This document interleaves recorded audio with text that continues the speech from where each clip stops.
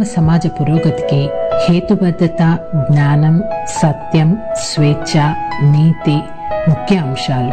వీటిని ఆధారంగా చేసుకుంటూ భారత కాలమానం ప్రకారం ప్రతి ఆదివారం రాత్రి 9:30 గంటలకు టోరీ హ్యూమనిస్ట్ అవర్లో సమకాలీన సామాజిక అంశాలను, సాహిత్య సాంస్కృతిక అంశాలను మానవవాద కోణంలో చర్చించుకుందాం. రండి, మీ సంశయాలను, మీ అభిప్రాయాలను మాతో పాటు పంచుకోండి. తెలుగు వారి ఆత్మీయ వారధి టోరీలో హ్యూమనిస్ట్ అవర్ కార్యక్రమానికి స్వాగతం. ఈ కార్యక్రమాన్ని సౌత్ ఏషియన్ హ్యూమనిస్ట్ అసోసియేషన్ మరియు Babu Gogineni humanist and rationalist arena వారి సంయుక్త కృషితో మీ ముందుకు తీసుకొస్తోంది ఆర్జే జ్యోత్స్నా పాల్వాయ్. ఈ రోజు కార్యక్రమంలో అత్యాచారాలకు, కుల వ్యవస్థకు ఉన్న సంబంధాన్ని, అలాగే అత్యాచారానికి సంబంధించి మనకున్న చట్టం ఏం చెబుతుంది, మహిళలు ముఖ్యంగా అప్రెస్ కాస్ట్ కి సంబంధించిన మహిళలపై జరుగుతున్న హింసని, ఈ అరాచకాలని అరికట్టడానికి మనం ఏం చేయాలి అన్న విషయాలను చర్చించడానికి ఇవాళ మనతో పాటు సామాజిక కార్యకర్త దేవి గారు ఉన్నారు. శ్రోతలు తమ అభిప్రాయాలను తెలియచేయాలన్నా, ఇవాళటి అంశానికి సంబంధించి ఏవైనా ప్రశ్నలు అడగాలనుకున్నా స్కైప్ ఐడి tory.live1 TORI.LIVE1 దీనికి కాల్ చేయడం కానీ మెసేజ్ కానీ చేయండి. మిమ్మల్ని కాల్లో టోరీ టెక్నికల్ టీమ్ కనెక్ట్ చేస్తారు. వెల్కమ్ టు ద షో అండి దేవి గారు. థ్యాంక్ యూ, నమస్కారం. నమస్తే. చాలా రోజుల నుండి మిమ్మల్ని ఇంటర్వ్యూ చేయాలని అనుకుంటున్నాము. ప్రతి వారం ఏదో ఒక టాపిక్ రావడం, బర్నింగ్ ఇష్యూ రావడం, దాన్ని తీసుకోవడంతో కొంత డిలే అయింది యాక్చువల్ గా మీతో మాట్లాడడం. ఇంతకు ముందు కూడా మన ఈ హ్యూమనిస్ట్ అవర్ లో స్త్రీల మీద జరుగుతున్న హింసకు సంబంధించి కొండవీచి సత్యవతి గారితోనో, నిర్మలా కొండీపూడి గారితోనో మనం మాట్లాడామండి. అంటే ఎంత ఆర్గనైజ్డ్ గా హింస అనేది ఆర్గనైజ్డ్ గా జరుగుతుండడం ఒకటి, నార్మలైజ్ అయిపోతుండడం ఒకటి చూస్తా ఉన్నాం. ఇప్పుడు ఈ రోజు మన టాపిక్ తీసుకుంటే కనుక అత్యాచారాలకి కుల వ్యవస్థ ఎలా లింక్ ఏంటి అనే దాని గురించి మాట్లాడుకుందాం అని అనుకున్నాం. రోజు రోజుకి అంటే మనం రీసెంట్ 2019 NCRB డేటా తీసుకున్నా కానీ, మనం రోజు చూస్తున్నా కానీ మహిళలపై పెరుగుతున్న హింస, ముఖ్యంగా అప్రెస్ కాస్ట్ కి సంబంధించిన మహిళలు రెట్టింపైన హింసను ఎదుర్కొంటున్నారండి. అంటే ఒకటి ఈ నిచ్చెన మెట్ల కుల వ్యవస్థలోని కులంకహారం ఒకటైతే, రెండోది సొంత కులాల్లోనే వాళ్ళు ఒక స్త్రీలుగా ఉండడం వల్ల, మహిళలుగా ఉండడం వల్ల వాళ్ళు లింగ వివక్షని ఎదుర్కొంటున్నారు.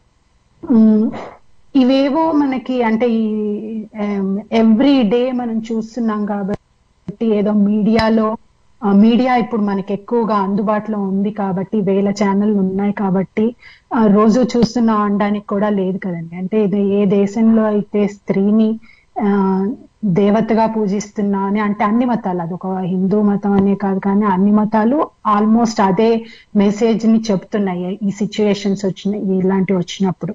కానీ అదే దేశంలో ఈ కేసెస్ ఇలా పెరగడము, ఇప్పుడు మన UNFPA డేటా తీసుకుంటే కనుక, UNFPA డేటా తీసుకుంటే కనుక 46 మిలియన్ల మహిళలు, అంటే దగ్గర 5 కోట్ల విమెన్ అనేది మిస్సింగ్ గా ఉన్నారనేది మనం చూస్తున్నాం. ఇంత కాంట్రాస్ట్ ఏంటండి, ఒక దేశంలో ఎక్కడైతే మహిళను పూజిస్తున్నా అని చెప్తున్నారో అదే మహిళ మీద ఇలాంటి ఇంతటి ఘోరమైన హింస ఉండడానికి బ్యాక్గ్రౌండ్ ఏంటంటారు? అంటే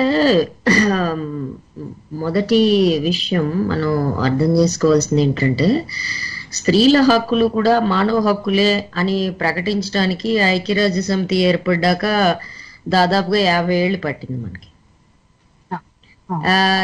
రేపు అనేది ఒక వార్ క్రైమ్ అని ప్రకటించడానికి మనకి 40 ఏళ్ళు పట్టింది, 45 ఏళ్ళు పట్టింది. సో స్త్రీల విషయానికి వచ్చేసరికి ఇన్స్టిట్యూషనలైజ్డ్ ప్రెజుడీస్ ఏవైతే ఉంటాయో అవి చాలా బలంగా పనిచేస్తుంటాయి, క్యాస్ట్ ప్రెజుడీస్ మాదిరిగానే. సో మొట్టమొదటి విషయం ఏంటంటే, స్త్రీల హక్కుల్ని గమనించటము, గుర్తించటము, వాటిని ఆమోదించటము చాలా కష్టమైన విషయం. ఎందుకని కష్టమైన విషయం అంటే అది మన కుటుంబానికి మన ప్రవర్తనకి సంబంధించిన విషయంగా సూటిగా దెబ్బ కొడుతుంది, అంటే గుండె మీద దెబ్బ కొడుతుంది. అందుకనే మనం కుటుంబ హింస అనే విషయం మాట్లాడగానే కుటుంబాల విచ్ఛిన్నం అనేది గుర్తొస్తుంది. స్త్రీల హక్కులు అని మాట్లాడగానే స్త్రీలు తిరుగుబాటు చేసి వీధుల్లో పడతారని గుర్తొస్తుంది.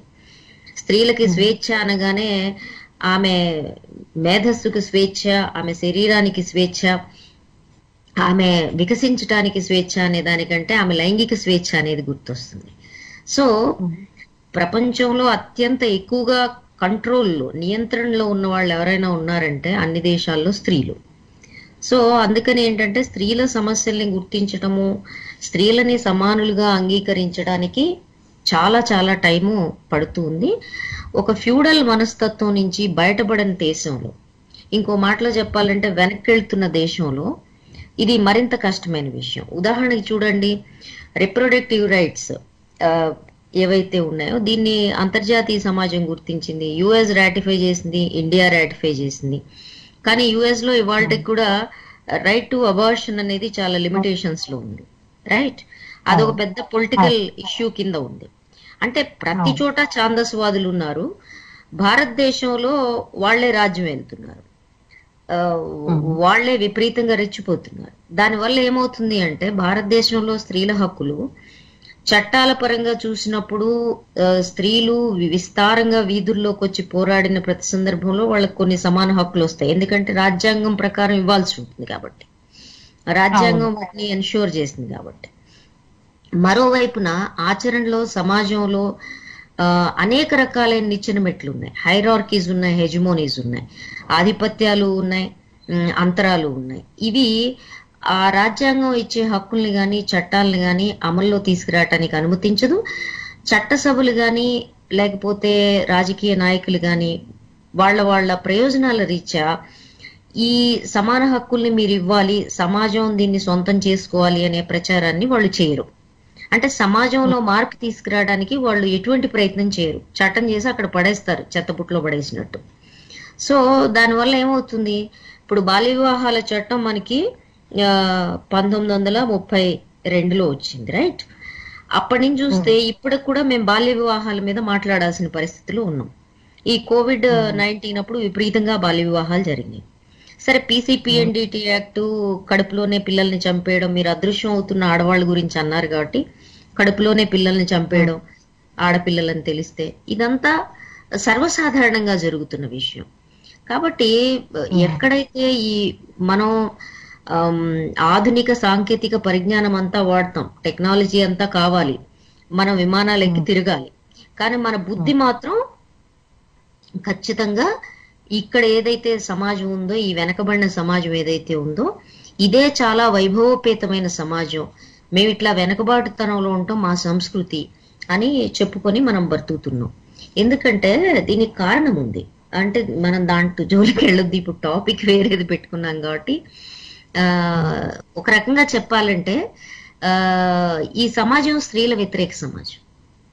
స్త్రీల వ్యతిరేక సమాజం అవటానికి కారణం ఏంటంటే కులము మతము అనే రెండు అంశాలు మనుషుల్ని మనుషులకి వ్యతిరేకంగా ఒక మనిషి మీద ఇంకొక ద్వేషభావం పుట్టించి ఆ కులం వల్లనో మతం వల్లనో ఎదుటి వాళ్ళని చంపేస్తే ఏం కాదు అనే దశకి వాళ్ళ రాజకీయాలు కానీ రాజకీయ ప్రయోజనాల కోసం రెచ్చగొట్టబడుతున్న సామాజిక మనస్తత్వాలు కానీ కారణం అవుతున్నాయి.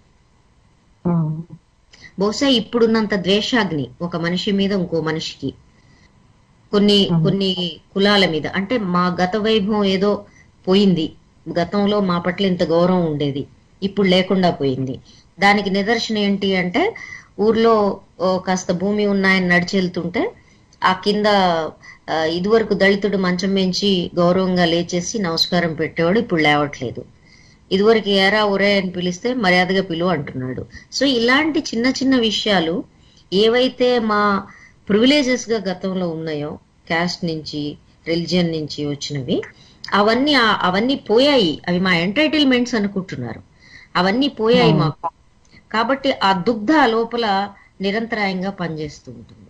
పైగా దేశంలో ఉండే రాజకీయ సమీకరణలు ఏవైతే ఉన్నాయో ఇవి కుల సమీకరణలుగా మారిపోయాయి.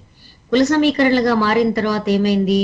30 ఏళ్ల క్రితం కంటే, 40 ఏళ్ల క్రితం కంటే, 50 ఏళ్ల క్రితం కంటే కులానికి సంబంధించిన భావన, కాన్షియస్నెస్ చాలా ఎక్కువగా బలంగా విస్తరించింది ఇప్పుడు.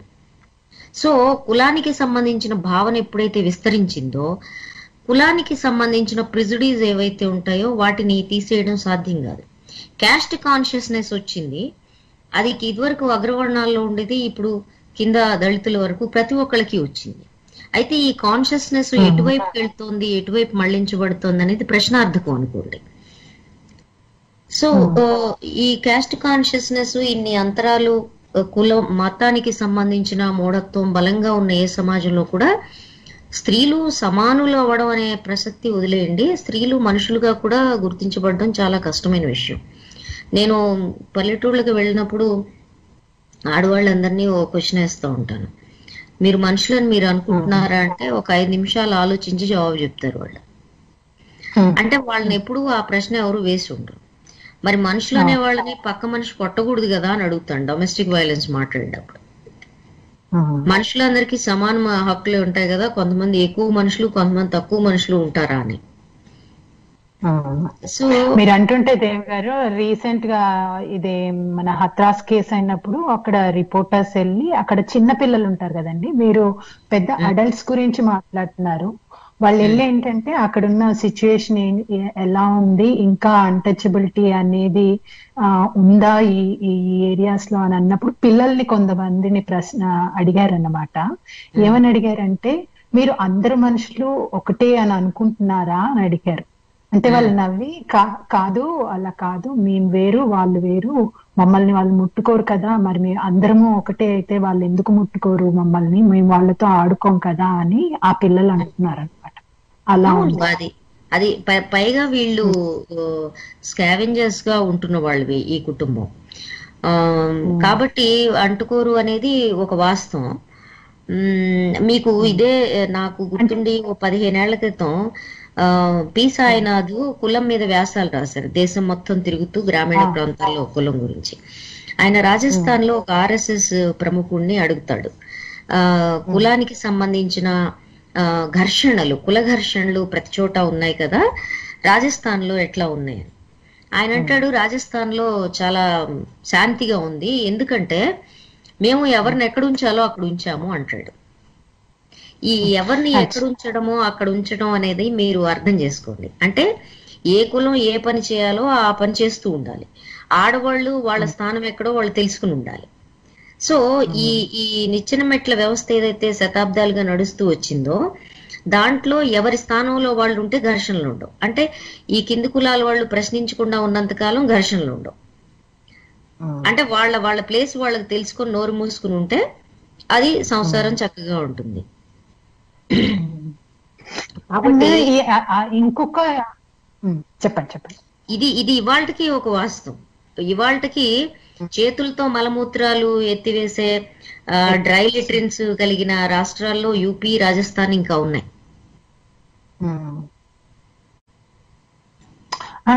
మీరు అన్నది కరెక్ట్ అండి. ఎందుకంటే చాలా మటుకు ఇప్పుడు మనము ఇవాల్టి ఏజ్ లో ఏంటంటే ఎక్కువ మటుకు ప్రింట్ మీడియా అలా కాకుండా చాలా మటుకు సోషల్ మీడియాలో వస్తున్న దాన్ని పట్టుకుని వార్తలు మనం తెలుసుకుంటున్న సిచ్యుయేషన్ లో ఉన్నాం.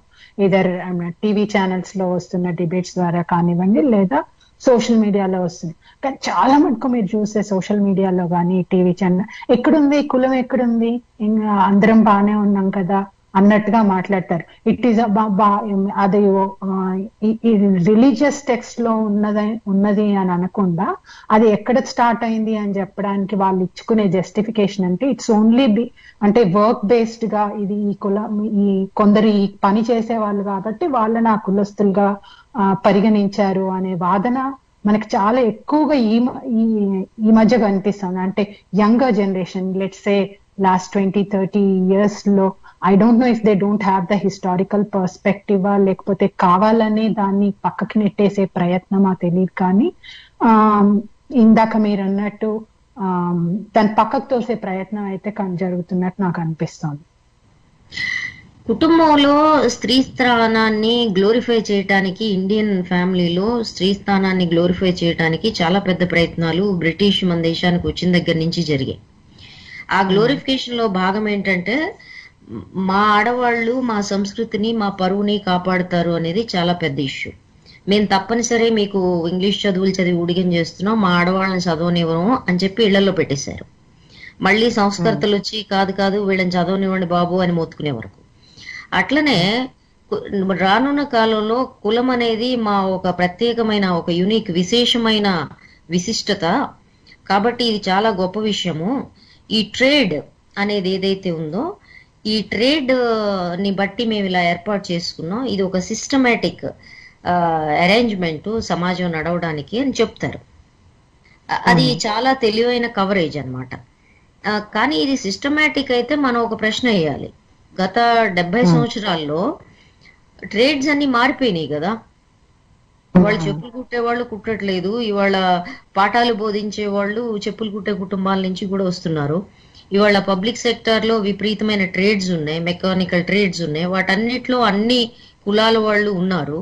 మరి అట్లాంటప్పుడు ఇవి పోవాలి కదా, వీటి అవసరం లేదు కదా. ఓకే, మనం ఒకసేపు అనుకుందాం, పోనీ వాళ్ళు చెప్పినట్టే అనుకుందాం, గోల్లోకి వెళ్లకుండా. అవునండి, ఒక సమాజంలో ఒక 2000-3000 ఏళ్ల క్రితం ఇలా అవసరం కొద్దీ ఇవి ఏర్పడ్డాయి వృత్తుల్ని బట్టి. ఓకే, వృత్తులు మారుకుంటూ వచ్చాయి కదా, ఇప్పుడు పూర్తిగా మారిపోయాయి కదా ఆధునిక కాలంలో. ఇవాళ ఒక సెల్ ఫోన్ తయారు చేసేవాళ్ళు, ఒక సెల్ ఫోన్ ని రిపేర్ చేసేవాళ్ళు ఏ కులం ఏ మతానికి చెంది ఉండే అవకాశం లేదు కదా. మరి అట్లాంటప్పుడు ఈ కుల వ్యవస్థ అంతా కూలిపోయి మనం మర్చిపోవాలి కదా. మర్చిపోకుండా మరి హైదరాబాద్ లాంటి నగరంలో కుల దురహంకార హత్యలు ఎందుకు జరుగుతున్నాయి? మీరు చెప్పిందే నిజం అనుకుందాం అంటే దాని అర్థం ఏంటి? కులాలు ఎందుకు ఏర్పడ్డాయి అనే విషయాన్ని మనం చాలా జాగ్రత్తగా మసిబూసి మారేడికాయ చేసే పనిలో ఉన్నాం. కులాలు చాలా స్పష్టంగా విదేశాల్లో టోటల్ స్లేవరీ నుంచి ఎకనామిక్ ఎక్స్ప్లాయిటేషన్ జరిగితే మనకి ఇక్కడ దీన్ని అర్ధ బానిసత్వం అనాలి. వెట్టి చాకరీ చేయడం. ఇప్పుడు తెలంగాణలో మొత్తం రైతులు అందరూ వెట్టి చాకరీ చేయడం అంటే దాని అర్థం ఏంటి? చేశారు కదా భూస్వాముల దగ్గర. ఈ వెట్టి చాకరీ ఏమాత్రం డబ్బులు లేకుండా చేయించుకోవడానికి మనకి మొత్తం భారతీయ తరతరాలుగా మధ్యయుగాలు మొత్తంలో ఉన్న పని ఏంటి పాపం? వాళ్ళకి ఇచ్చేదేంటి? ఈ సేవక కులాలని మనం ఏవైతే చెప్తున్నామో ఈ సేవక కులాలన్నిటికీ ఈ ఊళ్ళల్లో ఏమిస్తారు? తినటానికి సరిపడా ధాన్యం గొలిసిస్తారు, అంతకు మించి ఏం లేదు. వాళ్ళు మళ్ళీ అడుక్కుంటూనే ఉండాలి. చద్దన్నం పెట్టమ్మా, మజ్జిగిపోయమ్మా అని అడుక్కుంటూ వీళ్ళ మీద ఆధారపడి బతకాలి. చచ్చేటి చాకరీ చేయాలి, ఉదయం నుంచి సాయంత్రం వరకు రాత్రి వరకు చేయాలి. వీళ్ళు ఏం చెప్తే అది చేయాలి. వాళ్ళ శరీరాలని వీళ్ళు ఎట్లన్నా వాడుకోవచ్చు. మనువు సుఖంగా రాశాడు కదా, మనువు రాశాడు, కౌటిల్యుడు రాశాడు. అంతకుముందు అనేక మంది ఎవరైతే ఈ సోకాల్డ్ కర్తలు ఉన్నారో, ధర్మశాస్త్ర కర్తలు ఉన్నారో, ఈ ధర్మ స్మృతుల్లోనూ వీటన్నిటిలో అదే కదా రాశారు. శూద్ర స్త్రీని ఈ బ్రాహ్మడు అగ్రకులాల వాళ్ళు ఏమైనా చేయొచ్చు, సంబంధం ఏదైనా పెట్టుకోవచ్చు, ఆమె నిరాకరించడానికి లేదు, చాలా స్పష్టంగా చెప్పారు. అది మనకి ప్రతి చోట కొనసాగుతూ ఉంటుంది. పొలాల్లో పనికి వెళ్లే ఆడవాళ్ళని ఎవరైతే ఉన్నారో వాళ్ళని ఏమైనా చేయొచ్చు, వాళ్ళతో సంబంధాలు పెట్టుకోవచ్చు అనేది మీరు ఏ ఊర్లో చూసినా అది క్వైట్ కామన్ నాలెడ్జ్. పైగా ఇప్పుడు దళిత స్త్రీల మీద ఇలా జరిగింది అంటే మనకి క్యాస్ట్ ప్రెజుడీస్ ఎంత బలంగా పాతుకుపోయి ఉన్నాయంటే వాళ్ళకి అది అలవాటేనండి అంటారు. సోకాళ్ళు పవిత్రులైన అగ్రవర్ణాలు వాళ్ళకి అది అలవాటేనండి అంటారు. ఇప్పుడు హత్రస్ కేసులో కూడా ఆ అమ్మాయికి గతంలోనే లైంగిక సంబంధాలు ఉన్నాయి అని చెప్పి ఒక మంత్రి ప్రకటిస్తాడు. ఒక అత్యాచార బాధితురాలికి సంబంధించిన వీడియోని ఒక మంత్రి విడుదల చేస్తాడు. ఎన్సిడబ్ల్యూ గైడ్ లైన్స్ దగ్గర మొదలు పెడితే దేశంలో ఉండే రేప్ లాస్ అన్ని ఒక బాధితురాలి ఐడెంటిటీని, ఆ కుటుంబం యొక్క ఐడెంటిటీని బయటికి చెప్పడం నేరం అంటుంది. మరి ఇప్పుడు ఎన్సిడబ్ల్యూ కానీ ఇతర ఈ చట్ట వ్యవస్థలు కానీ వాళ్ళ మీద కేసు ఫైల్ చేయబోతున్నాయా? ఆ అమ్మాయి పేరుతో సహా అంతా బజార్లో పెట్టారు కదండి. అవును. సో సమస్య ఏంటంటే ఒక కుల వ్యవస్థ దగ్గరికి వచ్చేసరికి మనం చాలా క్లియర్ గా చూస్తాం. చాలా మంది ఇప్పుడు సోషల్ మీడియాలో అడుగుతున్నారు, ఒక స్త్రీగా ఆమె మీద అత్యాచారం జరిగింది, ఆమెను చంపేశారు, తర్వాత తగలబెట్టేశారు, ఓకే ఇదంతా మాట్లాడండి, కానీ దళిత స్త్రీ అని మీరు ఎందుకు మాట్లాడుతున్నారు అని అడుగుతున్నారు. ఈ మాట్లాడే వాళ్ళు అమాయకులన్నా అయి ఉండాలి, అతి తెలివి పరులన్నా అయి ఉండాలి. ఎందుకంటే కులం అనేది ఈ దేశంలో ఉండే ఒక వాస్తవం. ఈ కులం అనేది మనకు తెలియకుండా వ్యవస్థీకృతంగా పోలీస్ వ్యవస్థలోను, చట్ట వ్యవస్థలోను, రాజకీయ వ్యవస్థలోను చాలా బలంగా పనిచేస్తుంది. రాజకీయ వ్యవస్థలో అంత బలంగా పనిచేయకుండా ఉంటే, పోలీస్ వ్యవస్థలో అంత బలంగా తనకు తెలియకుండా ఇన్స్టిట్యూషనలైజ్ అవ్వకుండా ఉంటుంటే, ఆ అమ్మాయి ఎఫ్ఐఆర్ దాఖలు చేయడానికి వెళ్తే ఆ రోజు ఎందుకు ఎఫ్ఐఆర్ దాఖలు చేయలేదు? షీ వాజ్ బ్లీడింగ్ అండి ఆ రోజు. ఆ అమ్మాయిని ఎందుకు హాస్పిటల్కి తీసుకెళ్లలేదు అంటే, మేము పట్టుకోం ఈ అమ్మాయిని, తల్లిదండ్రులు తీసుకెళ్లాల్సి వచ్చింది. అదైపోయింది. అసలు ఆ అమ్మాయి చాలా కాన్షియస్ గా వాళ్ళ తమ్ముడు అన్నో ఆ అమ్మాయిని 2 వీడియోలు తీసాడు. అదే పోలీస్ స్టేషన్ నుంచి హాస్పిటల్, పోలీస్ స్టేషన్ నుంచి వెళ్ళేటప్పుడు ఒకటి, హాస్పిటల్లో వెళ్ళేటప్పుడు ఒకటి, స్ట్రెచర్ మీద ఒకటి. 2 వీడియోస్ లో ఆ అమ్మాయి చాలా క్లియర్ గా అత్యాచారం జరిగింది, నేను ప్రతిఘటిస్తే నా మీద ఇలాంటి ఇంజురీస్ జరిగాయని చెప్తోంది. ఎప్పుడైతే ఒక అత్యాచారం జరిగిందని ఒక బాధితురాలు ఇంజూర్డ్ స్టేట్ లో ఆమె స్టేట్మెంట్ ఇస్తే, పోలీసులు స్టేట్మెంట్ రికార్డ్ చేయాలి. మీరు ఇప్పటి వరకు చూడండి, ఏ స్థాయి పోలీసు అధికారి స్టేట్మెంట్ రికార్డ్ చేయాలని, రికార్డ్ ఉందని ఎవరు అంటలేదు. ఇప్పుడు జరిగింది అంటే మొట్టమొదటి చేయాల్సిన పని ఏంటండి? యాజ్ పర్ ద లా మనం చట్టమే మాట్లాడడం. ఎందుకని జరగలేదు, స్టేట్మెంట్ ఎందుకు తీసుకోలేదు? తర్వాత ఆ అమ్మాయి నా మీద అత్యాచారం జరుగుతుంది అంటే, ఆ అమ్మాయి మీద సిమెన్ శాంపిల్స్ కానీ, బ్లడ్ శాంపిల్స్ కానీ, అదర్ ఫ్లూయిడ్స్ కానీ తీసుకోవాల్సింది ఎప్పుడు? ఆమె హాస్పిటల్కి వెళ్ళినప్పుడు. కానీ ఆ అమ్మాయి మీద ఎప్పుడు తీసుకున్నారు? ఆ అమ్మాయి కండిషను దిగజారిపోయి ఆ అమ్మాయి నుంచి వాంగ్మూలం తీసుకున్న తర్వాత, ఆ తర్వాత వెళ్ళి ఆ అమ్మాయి మీద ఫోరెన్సిక్ కి అవసరమైన శాంపిల్స్ సేకరించారు. That is 8 days after that. 14th to 22nd వాంగ్మూలం తీసుకుంటే 23rd వీళ్ళు శాంపిల్స్ తీసుకున్నారు. శాంపిల్స్ తీసుకుంటే, నేను పూర్తిగా చట్టం మాట్లాడుతున్నా. శాంపిల్స్ తీసుకుంటే మీరు చెప్పండి, హాస్పిటల్కి వెళ్తారు, హాస్పిటల్కి వెళ్ళిన తర్వాత ఇన్ఫెక్షన్స్ కి ఆ అమ్మాయిని మొత్తం వాష్ చేస్తారు, క్లీన్ చేస్తారు, ఎక్కడన్నా ఏ శాంపిల్ అన్నా మిగులుతుందా? ఆ అమ్మాయి శరీరం మీద అక్కడికి కూడా ఏఎంయు వాళ్ళు ఆ అమ్మాయి శరీరం వెనక వైపు ఒత్తిడి వల్ల ఏర్పడిన గాయాలు తగ్గుతున్నాయి అని రాశారు 8 రోజుల తర్వాత. అంటే ఈ 8 రోజులు ఆ అమ్మాయి శరీరం మీద back side, on బటెక్స్ and back, ఈ గాయాలు, ఒత్తిడి గాయాలు ఎందుకు ఏర్పడ్డాయి? ఒక 4 పైనుంచి అదిం పడితే ఏర్పడ్డాయి. ఎందుకు ఏర్పడ్డాయి అనేది చెప్పాలి కదా. దానికి వాళ్ళు ఏం ఆన్సర్ చెప్తారు? రెండోది, ఆమె vagina, why was it bleeding? ఇప్పుడు అది కన్సెన్షువల్ సెక్స్ అనుకుంటే, లేదు సెక్స్ జరగలేదు అనుకుంటే, వై వాజ్ ఇట్ బ్లీడింగ్? వాళ్ళు ఏమంటారు? రేప్ జరగలేదని ఏకంగా డీజీపీ ప్రకటిస్తారు. ఇక్కడ ప్రశ్న ఏమొస్తుందంటే, సుప్రీంకోర్టు ఆదేశాలు గాని, చట్టం గాని, సరే మంత్రి చదవలేదు అంటే అజ్ఞానులుగా మంత్రులు ఉండటం అనేది భారతదేశంలో మంత్రులకు సంబంధించిన హక్కు.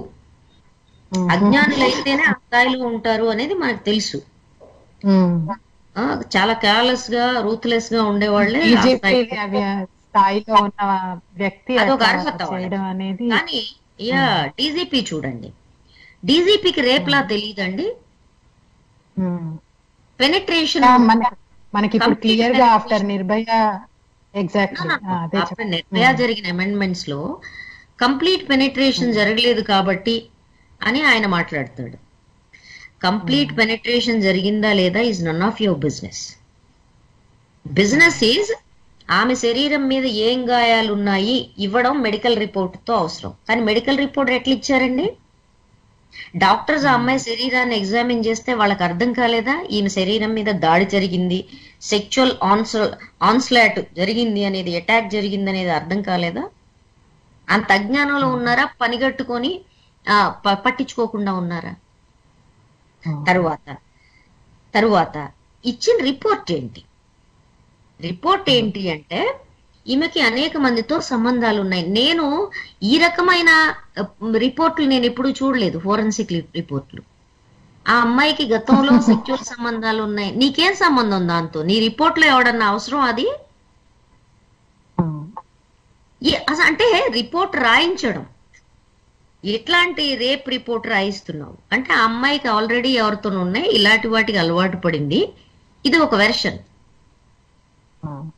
చాలా క్లియర్ గా, విచ్ క్లియర్లీ టెల్స్ అండి. అంటే మీరు అన్నది ఎగ్జాక్ట్ గా ఒక సైడ్ ఏమో పోలీస్ సీమెన్ దొరకలేదు, సీమెన్ 2 days తర్వాత ఎలా దొరుకుతుందండి? అదే అంటున్నాను నేను. అంతా క్లీన్ చేసేస్తారు కదా హాస్పిటల్లో. ఇప్పుడుకైనా వాళ్ళు ఆన్సర్ చెప్పాల్సింది రిపోర్ట్ లో. ఆమె బ్యాక్ అంతా ఎందుకని ఆ గాయాలు ఉన్నాయి, ఆమె వజైనా మీద ఎందుకు గాయాలు ఉన్నాయి, స్ట్రాంగులేషన్ ఎందుకు జరిగింది? ఆమె కన్సిస్టెంట్ గా చెప్తోంది, వాళ్ళు నా మీద అటాక్ చేశారు, సెక్చువల్ గా అటాక్ చేశారు, నేను ప్రొటెస్ట్ చేసినప్పుడు నేను గాయపడ్డాను, నన్ను గాయపరిచారు. 4 మనుషులు మీద పడిన తర్వాత ఆమె ఎంత ప్రొటెస్ట్ అయితే ఏమవుతుంది? రెండోది ఈ పెనిట్రేషన్, ఇజాక్యులేషన్, రేప్ లో court clearly says, supreme court చాలా క్లియర్ గా చెప్పింది పోలీసులకి, రేప్ జరిగిందా లేదా అనేది నిర్ధారించటం పోలీసుల పని గాని మెడికల్ ఆఫీసర్స్ పని గాని కాదు. మీరు ఏం చూసారు, ఏం ఎంక్వైరీ చేశారు, రిపోర్ట్ ఇవ్వండి, nothing is your business. Rape కి ఇజాక్యులేషన్ జరగడం, full penetration is not required under law. What is rape అనేది definition is not given by police or a medical officer, that is courts to decide. So penetration ఎంత జరిగినప్పటికీ that comes under sexual assault, లైంగిక దాడి కిందకే వస్తుంది అది. ఆ విషయం డీజీపీకి తెలీదా అని అడుగుతున్నాను. తెలుసు, ఎందుకని దీన్ని ఇంత కవర్ చేయాలనుకుంటున్నారు? ఆ అమ్మాయిని తీసుకెళ్లి ఎందుకని, ఆ అమ్మాయి చివరి కోరిక నన్ను మా ఇంటికి తీసుకెళ్ళండి అని. ఆ ఇంట్లో పొద్దున వరకు పెట్టుకుని మీరు కోరినట్టే దహనం చేస్తాం, పొద్దున వరకు పెట్టుకుంటా ఉన్నారు. ఎందుకని వీళ్ళు అర్జెంట్ గా దహనం చేశారు? ఎందుకు కుటుంబాన్నంతా లోపల పెట్టేసి బంధించి మరీ చేశారు? అంటే చాలా క్లియర్ అండి. ఏంటి అంటే ఆ సాక్ష్యం మిగలకూడదు. మళ్ళీ రీపోస్ట్ మార్టం కి ఒకవేళ వాళ్ళకి ఎక్కడో ఉప్పంది ఉంటుంది, హైకోర్టు ఆ నెక్స్ట్ డేనే, 3rd డే జరిగిన 2nd డేనే సుమోటోగా తీసుకుంది. సో తీసుకుంది, అది అలహాబాద్ హైకోర్టు తీసుకుంది. సో వీళ్ళకి ఎక్కడో ఉప్పంది ఉంటుంది, దేర్ ఇస్ ఎ పాసిబిలిటీ అని వెంటనే ఆ బాడీని డౌట్ లేకుండా చేసేసారు. తర్వాత ఎవరైతే చేశారో వాళ్ళ పేర్లు ఆమె చాలా క్లియర్ కాన్షియస్నెస్ ఉండి చెప్తూ ఉంది. వాళ్ళు దర్జాగా తిరుగుతూ ఉన్నారు. ఆ అమ్మాయి కండిషన్ డిట్రాయిట్ అయిన దాకా వీళ్ళు ఎఫ్ఐఆర్ దాఖలు చేసి వాళ్ళని అరెస్ట్ చేయకుండా వదిలేసి, వాళ్ళు ఛాలెంజ్లు చేసి ఊరందరి మీద పడి మాకేం సంబంధం లేదు అని చెప్పి ప్రకటించి ఆ కుటుంబాలన్నింటినీ భయభ్రాంతుల్ని చేసి ఉన్న 15 కుటుంబాలని. ఏంటి పరిస్థితి? ఇప్పుడు పరిస్థితి ఏంటి?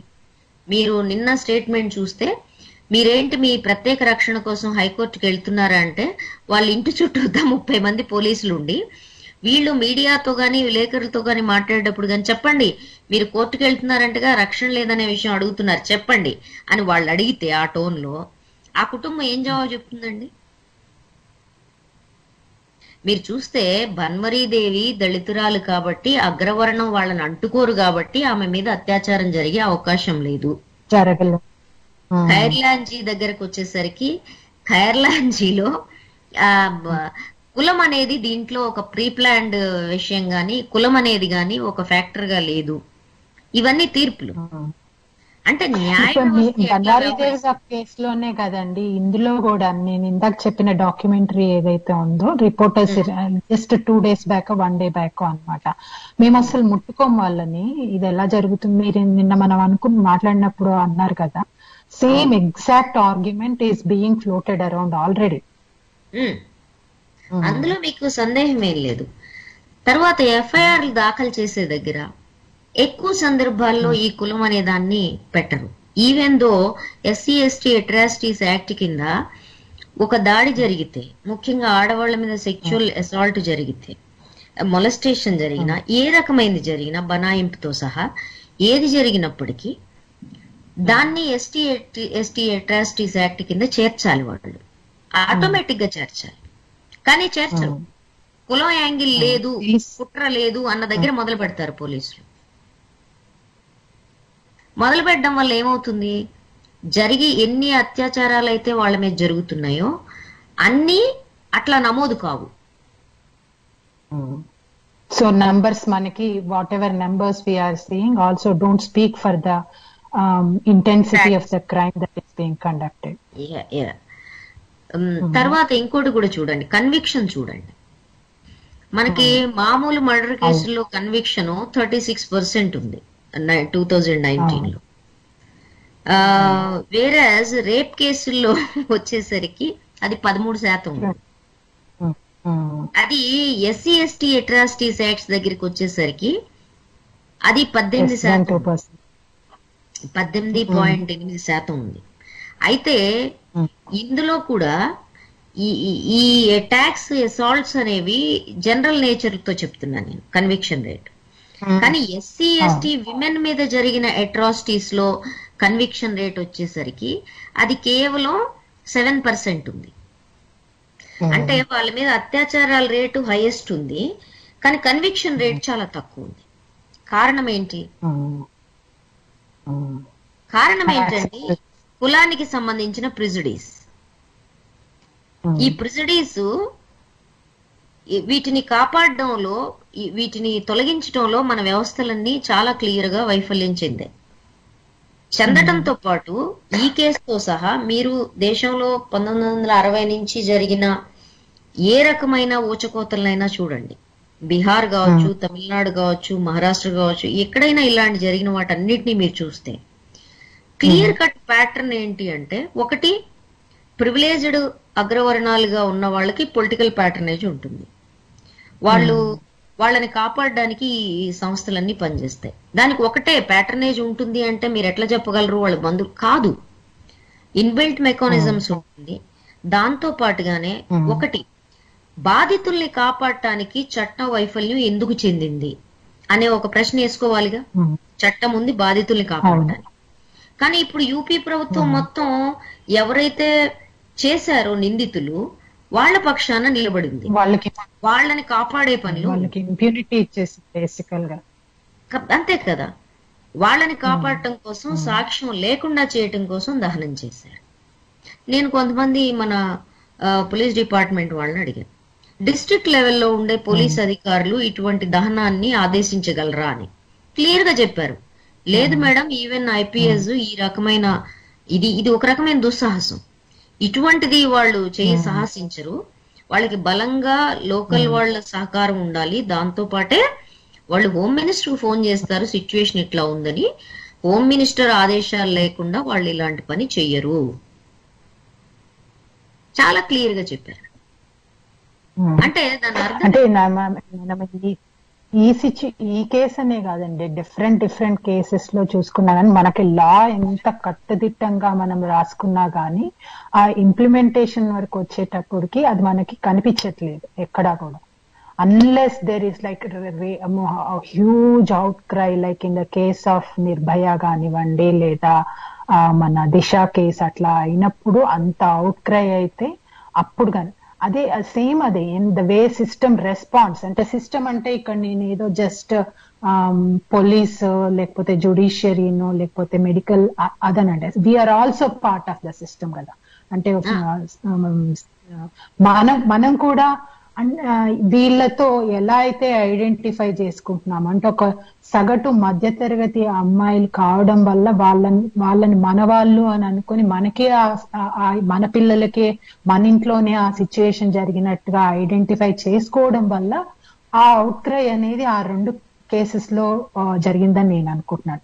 కానీ అదే టైంలో ఈ దిశ కేసు జరిగిన టైంలోనే ఎగ్జాక్ట్ గా మనకి అనదర్ ఇన్సిడెంట్ కూడా అయింది కదా. మన ఆదిలాబాద్ లో ఒక రోజువారీ తిరిగే వాళ్ళు ఎవరైతే ఉంటారో బుడిగి జంగాల అమ్మాయి మీద జరిగింది. ఆమెను కూడా అట్లనే దహనం చేశారు. ఆ ఫ్యామిలీని కూడా ఎవరు పట్టించుకోలేదు. వాళ్ళని ఎవరు అరెస్ట్ చేయాలని డిమాండ్ కూడా చేయలేదు.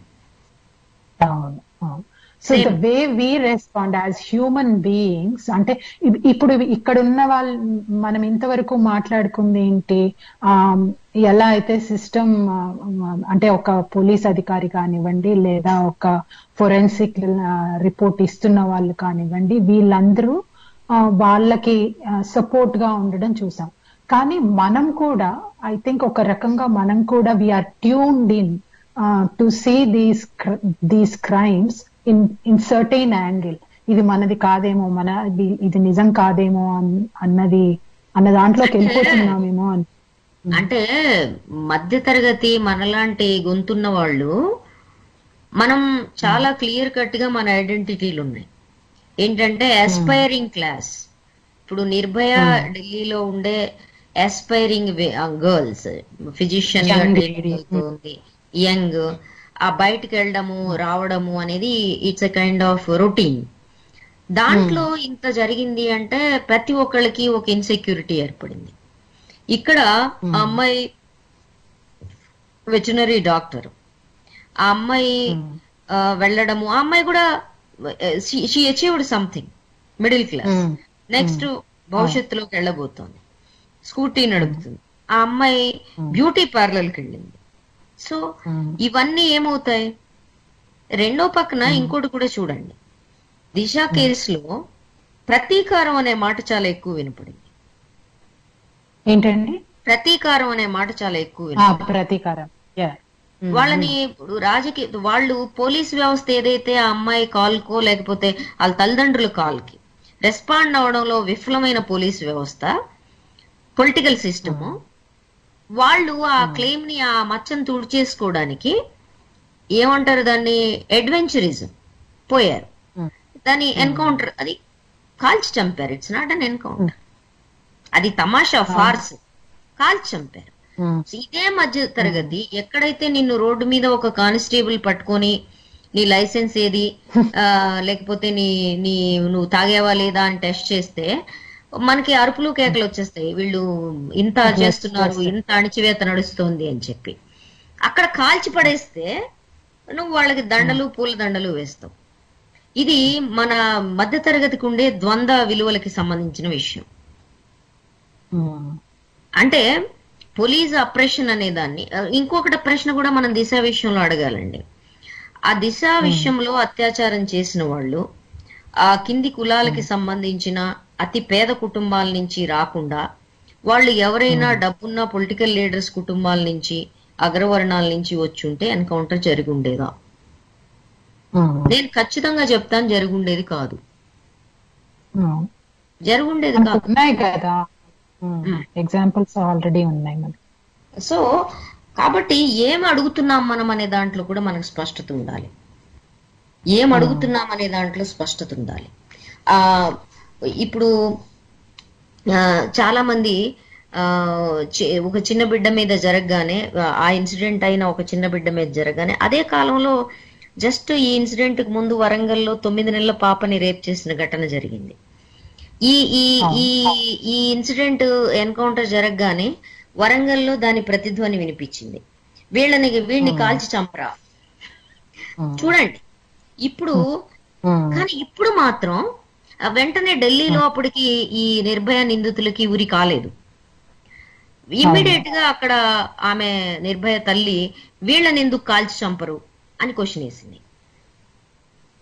ఆ తర్వాత ఇప్పుడు ఎన్కౌంటర్ రాజ్యంగా తను తాను ప్రకటించుకున్న, గూండాలందరినీ కాల్చి పడేస్తాను అని బహిరంగంగా ప్రకటించిన యోగి రాజ్యంలో ఒక్కళ్ళు కూడా వీళ్ళని ఎందుకు ఎన్కౌంటర్ చేయట్లేదనే ప్రశ్న మీకు ఎక్కడైనా వినిపించిందా, కనిపించిందా? కనిపించలేదు. కారణం ఏంటంటే వాళ్ళు అగ్రవర్ణాలు, వాళ్ళకి డబ్బులున్నాయి, వాళ్ళకి భూములు ఉన్నాయి, వాళ్ళకి రాజకీయ అండ ఉంది. సో సిస్టము కులానికి ఎట్లా రియాక్ట్ అవుతుంది? రెండోది, గవర్నమెంట్ గనక వాళ్ళని సపోర్ట్ చేయకపోతే, ఓపెన్ అండ్ అవుట్ గా వాళ్ళని సపోర్ట్ చేయకపోతే ఏం చేయాలి? ఈ చట్టాలని నమోదు చేయటంలో, అంటే స్టేట్మెంట్ నమోదు చేయటంలో, ఎఫ్ఐఆర్ నమోదు చేయటంలో, ఆసుపత్రికి పంపించడంలో, ఆసుపత్రిలో డాక్టర్లు వాళ్ళు చేయాల్సిన డ్యూటీ చేయటంలో ఎక్కడెక్కడైతే వైఫల్యం చెందారో, ఇది ఎక్కడ ఐసోలేటెడ్ గా జరగలేదండి, ఆల్ ఈజ్ కనెక్టెడ్. జరిగారో వాళ్ళందరి మీద చర్య తీసుకోవాలి. అక్కడ మొదలు పెడితే కుటుంబంతో సంబంధం లేకుండా దహనం చేయటం వరకు జరిగే ప్రతి చర్యలోనూ వాళ్ళ మీద చర్య తీసుకోవాలి. అది అయిపోయిన తర్వాత దహనం చేయకుండా శరీరాన్ని అట్టి పెడితే ఊళ్ళో టెన్షన్స్ వస్తాయి, శాంతి భద్రతల సమస్య అని చెప్పిన పోలీసులు 4 రోజులు గడవకుండానే 6-7 ఊళ్ళ నుంచి ట్యాగూర్లందరూ అక్కడ సమావేశం పెట్టుకుని, ఇంకా మీ కుటుంబానికి బుద్ధి రాలేదా, ఎవడన్నా పిచ్చి పిచ్చి సెకలు చేస్తే ఒళ్ళు పగలగొడతాం అని బహిరంగంగా వీడియోల సాక్షిగా వాళ్ళు తొడలు చర్చి మీసాలు మెలేస్తుంటే వాళ్ళకి అనుమతి ఇచ్చారు మీటింగ్ వీళ్ళు ఇంటి ముందు పెట్టుకోవడానికి. అంటే ఈ చర్యలు ఏవి కూడా వాళ్ళకి నిరోధించాల్సిన అంశాలుగా కనపడలేదంటే దాని అర్థం ఏంటి? ఇవి చట్టం ప్రకారం చేయాల్సిన పనులు. ఒక officer SC ST atrocities act ప్రకారం ఏ స్థాయి ఆఫీసర్ అయినా ఎస్సీ ఎస్టీ అట్రాసిటీస్ యాక్ట్ నమోదు చేయటంలో గానీ, స్టేట్మెంట్ తీసుకోవటంలో గానీ, రియాక్ట్ కావటంలో గానీ జాప్యం చేసినా, అలసత్వం ప్రదర్శించినా, కావాలని చేసినా వాళ్ళ మీద క్రిమినల్ చర్యలు తీసుకోవాల్సిన అవసరం ఉంది. ఇప్పటి వరకు ఈ కేసులో మీరు అన్నట్టు నిజంగా అవుట్ రైట్ గా అన్ని డైరెక్షన్స్ లో వాళ్ళ రైట్స్ ని వైలేట్ చేయడం, అదేదో అంటే దాచుకుంటూ, అంటే చాలా మటుకు మనకున్న కేసెస్ లో ఏంటంటే వెనకాల డబ్బులు ఇచ్చి చేస్తే మన వరకు అవి తెలియవు, ఎలా అవి కప్పిపుచ్చుతున్నారన్న విషయం unless we analyse the case in detail మనకు బయట మనుషులకు తెలిసే అవకాశం ఉండదు. కానీ ఈ కేసులో ప్రత్యేకంగా అన్ని ఓపెన్ గా బాహాటంగానే మేము బరాబర్ చేస్తున్నాము, ఏం చేస్తారో చేసుకోండి అన్నట్టుగా చేసినట్టు మనకు కనిపిస్తాం. చాలా క్లియర్ గా మీరు ఇక్కడ కేసు కూడా చూడండి.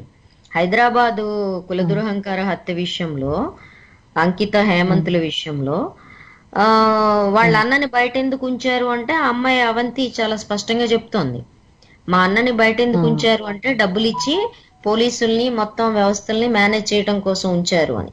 నాకు తెలిసిన సమాచారం ప్రకారం పోలీసులకు కూడా ఆఫర్ వెళ్ళింది. అయితే కేసు హై ప్రొఫైల్ కేసు అయిపోవడంతో పోలీసులు తీసుకోవడానికి జంకారని చెప్తున్నారు. అది ఓపెన్ అండ్ షట్ కేసుగా ఉంది, సాక్ష్యాధారాలు తారుమారైతే చాలా తీవ్రంగా ఉంటుంది అనే ఉద్దేశంతో వెనక్కి తగ్గారని చెప్తున్నారు.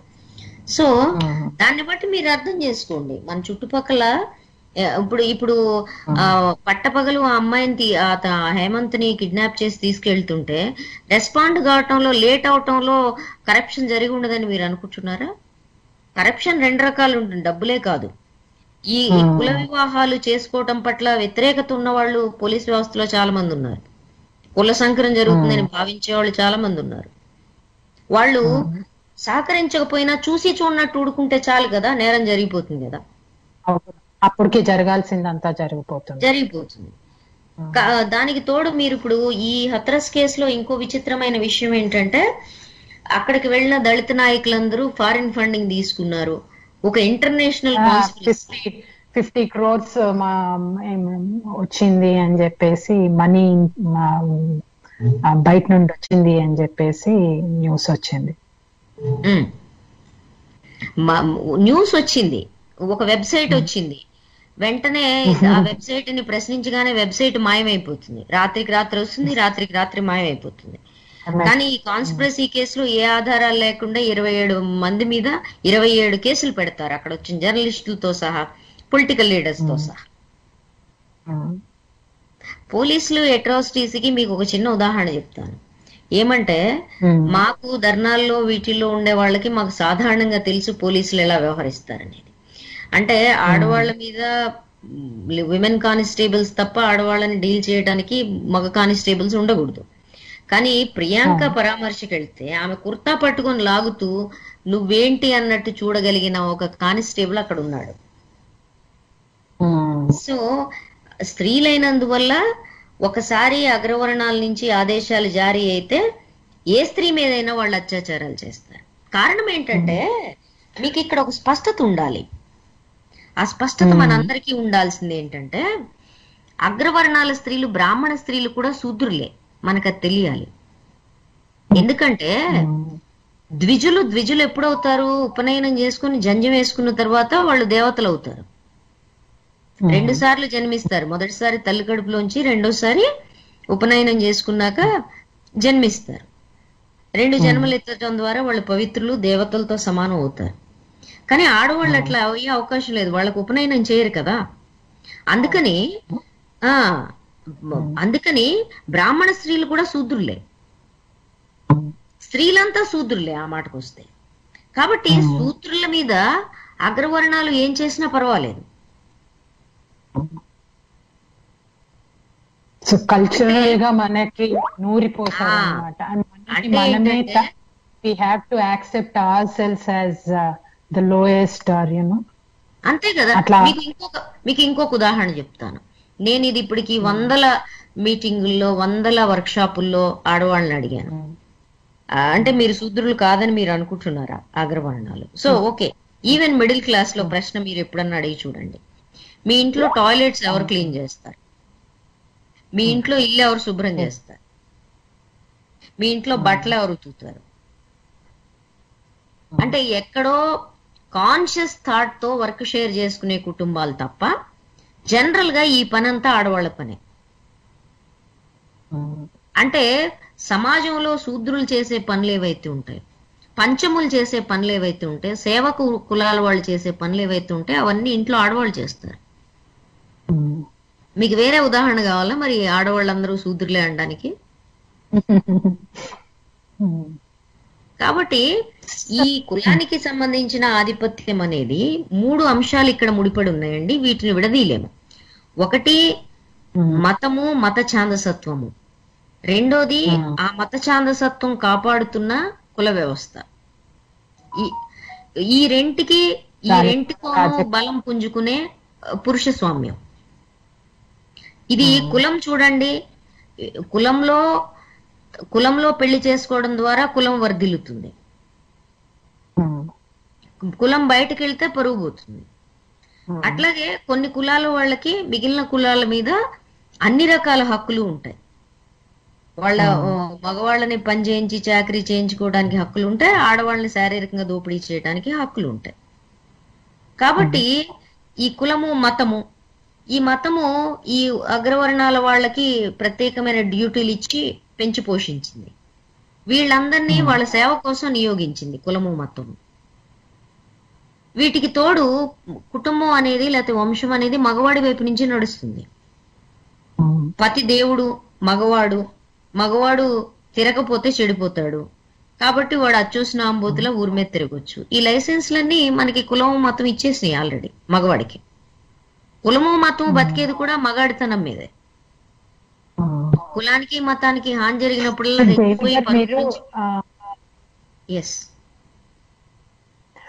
మీరు చాలా కేసెస్ హ్యాండిల్ చేస్తుంటారు కదా, అంటే యాజ్ అన్ యాక్టివిస్ట్. ఇన్ని సందర్భాల్లో how do we organise our cells? అంటే ఇప్పుడు definitely we see that there is a deep rooted issue. అంటే కాస్ట్ అనేది అంత డీప్ రూటెడ్ గా ఉంది. అది వేరియస్ లెవెల్స్ లో it's transforming or it's translating into crime at various levels. So దీన్ని అడ్రస్ చేయాలి అంటే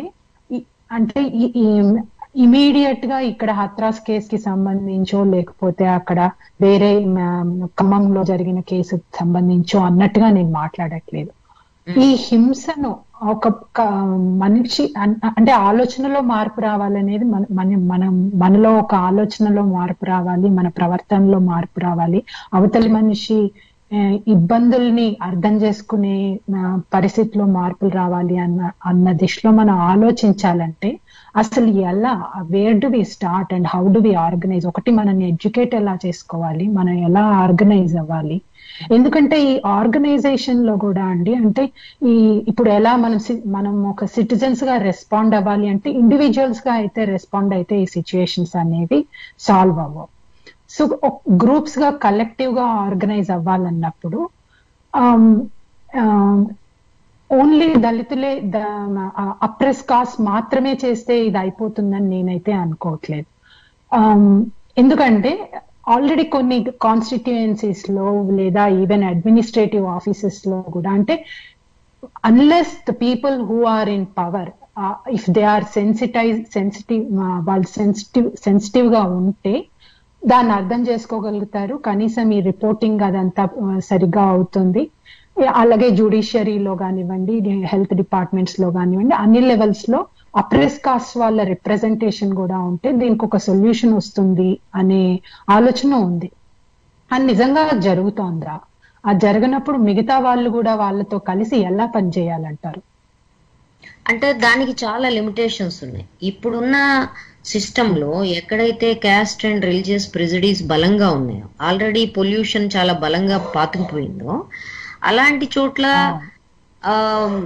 అప్రెస్డ్ కాస్ట్ ఎవరైతే ఉన్నారో వాళ్ళు పవర్ లోకి వచ్చినా వాళ్ళు చేయగలిగింది చాలా లిమిటెడ్ గా ఉంటుంది. ఎందుకంటే ఇది హోల్ స్ట్రక్చర్, ఈ స్ట్రక్చర్ ఏదైతే ఉందో దీన్ని మార్చడం అనేది, అన్లెస్ ఇప్పుడు పోలీసు వ్యవస్థ ఉంది, దాన్ని పూర్తిగా రాజకీయ జోక్యం నుంచి పక్కన పెట్టేసి you are responsible, accountable for the people, do it transparently అనగలిగిన దమ్ము ఈవెన్ ప్రస్తుత రాజకీయ వ్యవస్థలో అధికారంలోకి వస్తున్న అప్రెస్డ్ క్యాస్ట్లకు కూడా ఉందని నేను అనుకోవడం లేదు. ఒకటి అయితే వాళ్ళు రావద్దని కాదు, వాళ్ళు రావాల్సిన అవసరం ఉంది. గుడ్డిలో మెల్లలాగా ఎంత వచ్చినా దానికి సంబంధించిన ఒక ఇది ఉంటుంది. అయితే కోవింద్ రాష్ట్రపతి అయిన తర్వాత ఆయన్ని ఒడిశా గుడిమెట్ల మీద కూర్చోబెట్టి వెనక్కి పంపించారు, తెలుసు కదా మీకు, దళితుడని. కాబట్టి దాని నుంచి ఎంత లిమిటేషన్స్ ఉంటుందో మీరు అర్థం చేసుకోండి, అదొక భాగం. నేనేమనుకుంటున్నా అంటే ఈ క్యాస్ట్ ప్రెజుడీస్ మీద పెద్ద ఎత్తున సామాజిక ఉద్యమాలు రావాల్సిన అవసరం ఉంది. క్యాస్ట్ ప్రెజుడీస్ కి వ్యతిరేకంగా రావాల్సిన అవసరం ఉంది. విస్తారంగా inter caste, inter religion marriages జరగాల్సిన అవసరం ఉంది క్యాస్ట్ ప్రెజుడీస్ ని ఫైట్ అవుట్ చేయడంలో భాగంగా. ఎందుకంటే చట్టాలు ఎన్ని తెచ్చినప్పటికీ క్యాస్ట్ ప్రెజుడీస్ మీద యుద్ధం జరగనంత కాలం ఆ చట్టాలు చట్టాలుగానే ఉండిపోతాయి. ఇది ఒకవైపున జరగాల్సిన యుద్ధం. రెండో వైపున చట్టం నుంచి వీళ్ళకి వల్నరబుల్ సెక్షన్స్ అందరికీ వచ్చిన ఎంటైటిల్మెంట్స్ ఏవైతే ఉన్నాయో, రైట్స్ అండ్ ఎంటైటిల్మెంట్స్ ఏవైతే ఉన్నాయో, వీటన్నిటిని కాపాడుకోవడానికి, ఇంప్లిమెంట్ చేయడానికి ఒక పెద్ద ఎత్తున రాజకీయ ప్రయత్నం కూడా జరగాలి. ఈ రెండు సైమల్టేనియస్ గా జరగాలి. సామాజిక ఉద్యమము, రాజకీయంగా బలోపేతమవుతున్న క్యాస్ట్ కాన్షియస్ లో ఈ అప్రెస్డ్ క్యాస్ట్లు కూడా వాళ్ళ ప్రొటెక్షన్ లాస్ గురించి చాలా సివియర్ గా యుద్ధం చేయాల్సిన అవసరం ఉంది. నా దృష్టిలో అయితే ఇప్పటి వరకు వాళ్ళు అంటే వాళ్ళు దాంట్లో ఎంగేజ్ అయి ఉన్నారు. వనరులు, లేకపోతే హక్కులు, రిజర్వేషన్స్ ఇవన్నీ అవసరమే. దాంతో పాటు సెక్యూరిటీ, సోషల్ సెక్యూరిటీ గురించి అన్నిటికంటే ఎక్కువగా వాళ్ళు, సోషల్ రెస్పెక్ట్ ఒకటే కాదు, ఐడెంటిటీ అండ్ రెస్పెక్ట్ ఒకటే కాదు, దాంతో పాటుగా సెక్యూరిటీ అనే పదాన్ని చేర్చుకుని దాని మీద ప్రెషర్ పెట్టాల్సిన అవసరం ఉంది. ఎందుకంటే సంఖ్యలో వాళ్ళు చాలా ఎక్కువ ఉన్నారు, కానీ వాళ్ళు ఒంటరిపాటుగా ఉన్నారు.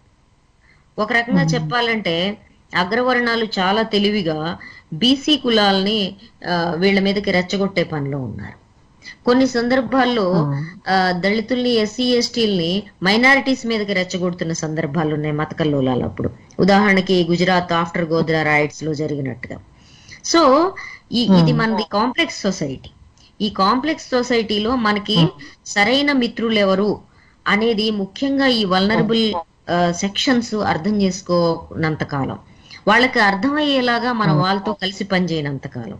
ఎందుకంటే వాళ్ళు కూడా కొన్ని ఎక్స్ట్రీమ్స్ లో మాట్లాడతారు. శతాబ్దాల అణచివేత నుంచి వచ్చిన వాళ్ళు కొన్ని ఎక్స్ట్రీమ్స్ లో మాట్లాడడం సహజం అనే విషయం సంస్కర్తలు అర్థం చేసుకోవాలి.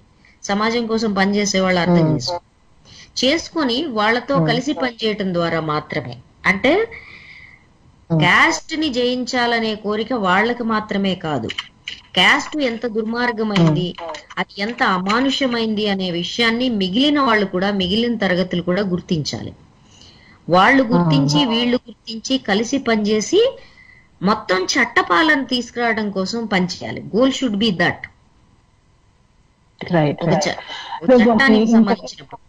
మనకు ఒక కాలర్ ఉన్నారండి, దేవి గారు. సబీహా. హలో, నమస్తే. హలో సబీ. నమస్కారం. హలో, నమస్తే దేవి గారు. I'm big fan of you అండి. I'm law student. మీరు ఇప్పుడు క్యాస్ట్ అన్న ఈ ప్రిజుడైజ్ పోవాలంటే వన్ ఆఫ్ ద సొల్యూషన్ మీరు ఇంటర్ క్యాస్ట్ మ్యారేజెస్ అని చెప్పారు కదా. సో నేను చూసింది ఏంటంటే ఇంటర్ కాస్ట్ మ్యారేజ్ లో కూడా ఇప్పుడు అవంతి ఆనర్ కిల్లింగ్ జరిగింది కదండి, అందులో చనిపోయిన అబ్బాయి హేమంత్ వాళ్ళ ఫాదర్ ని ఇంటర్వ్యూ చేస్తే ఆయన చెప్తాడు, నాకు కూడా ఇంటర్ కాస్ట్ మ్యారేజెస్ అంటే ఇష్టం లేదండి, ఏదో మా అబ్బాయి చేసుకున్నాడు కాబట్టి మేము యాక్సెప్ట్ చేసాము అని. అదే కాకుండా చాలా మా ఫ్రెండ్స్ లో కూడా ఇంటర్ కాస్ట్ మ్యారేజ్ చేసుకునే వాళ్ళు అప్పర్ క్యాస్ట్ అంటే వాళ్ళలో వేరే వేరే క్యాస్ట్ చేసేసుకున్నా కూడా వాళ్ళు ఓన్లీ వాళ్ళు పెళ్లి చేసుకుంటున్నాం కాబట్టి అక్కడి వరకు వాళ్ళు లైట్ తీసేసుకొని దాని తర్వాత కానీ వాళ్ళకన్నా తక్కువ క్యాస్ట్ లైక్ దళిత్స్ ని మాత్రం మళ్ళీ సప్రెస్ చేస్తూనే ఉన్నారు. ఓన్లీ వాళ్ళకి మ్యారేజ్ చేసుకోవాలి కాబట్టే వాళ్ళు అక్కడి వరకు వద్దు మా క్యాస్ట్ వద్దు అని ఆపేస్తున్నారు, కానీ మళ్ళీ కింద క్యాస్ట్ వర్క్ వస్తే మళ్ళీ సప్రెస్ చేస్తున్నారు. ఇలా ఎందుకు చేస్తున్నారు అంటారు? క్యాస్ట్ ప్రెజుడిస్ అండి, వాటినే మనం క్యాస్ట్ ప్రెజుడిస్ అంటాం. అంటే నేను కులాంతర వివాహం చేసుకున్నాను అంటే నేను కులాన్ని చూసి చేసుకోలేదు, ఆ ప్రత్యేకమైన వ్యక్తిని చేసి చూసుకున్నాను. ఈ ప్రత్యేకమైన వ్యక్తి నా క్లాస్మేటో లేకపోతే నా వర్క్ మేటో నా కొలీగో అయి ఉంటారు. సో ఆర్థికంగా ఒకే స్థాయిలో దాదాపుగా ఉంటాం కాబట్టి కులాన్ని అధిగమించడం తేలికవుతుంది. అదే పేదరికంలో ఉండే కింది కులాలు అనుకోండి, వాళ్ళ కులం చాలా స్పష్టంగా కనపడుతుంది, వాళ్ళ గుడిసెల్లో, వాళ్ళ పేదరికంలో, వాళ్ళ చదువురానితనంలో కనపడుతుంది. ముఖ్యంగా అలగా జనంగా పేరు పొందిన వాళ్ళని వాళ్ళు అలగా జనం కాదు మనలాంటి జనమైన ఆమోదించడానికి చాలా లోతు స్థాయి అవగాహన కావాలి. ఆ అవగాహన కోసమే చేసుకోమంటుంది. ఇప్పుడు ఇంకోటి కూడా ఉంది, కులాంతర వివాహాలు చేసుకున్న వాళ్ళందరినీ ఓ ప్రత్యేక కులంగా తయారు చేస్తున్న పరిస్థితి కూడా ఉంది. కాబట్టి అది జరగకూడదు. కులాంతర వివాహం అనేది, మతాంతర వివాహాలు అనేవి అంటే ఒక మాటలో చెప్పాలంటే పిల్లవాడు వాళ్ళకి నచ్చిన జీవిత భాగస్వామిని ఎంచుకోవడం అనేది కులాలు, మతాలు, ప్రాంతాలు, భాషలకు అతీతంగా జరగడం అనేది సమాజం ఆమోదించాలి. అది ఒక రకంగా చెప్పాలంటే చాలా తేలికైన విషయం. కులానికి వ్యతిరేకంగా పోట్లాడతాను అనే దానికంటే కూడా మనం పాజిటివ్ వేలో ఆలోచిస్తే ఇట్లా వెళ్ళినప్పుడు ఏమవుతుందంటే, నువ్వు నీకు ఇష్టమైన వ్యక్తిని చేసుకోవడానికి ఇవన్నీ అంతరాలు సమాజంలో అడ్డం వచ్చినప్పుడు ఆ అంతరాలు సమాజంలో ఎందుకు ఉండాలి అనే ప్రశ్నని అడగడం తేలిక. మనం here we are to convince అండి. మీరు చెప్తున్న దాంట్లో నేనేమి విభేదించట్లేదు, అది ఒక వాస్తవం. అదే సందర్భంలో అవగాహన పెంచడం, నేను నా పరిమితి, నా చుట్టూ ఉండే గిరిగీసుకునే మధ్యతరగతి గురించి మనం మాట్లాడుతున్నాం.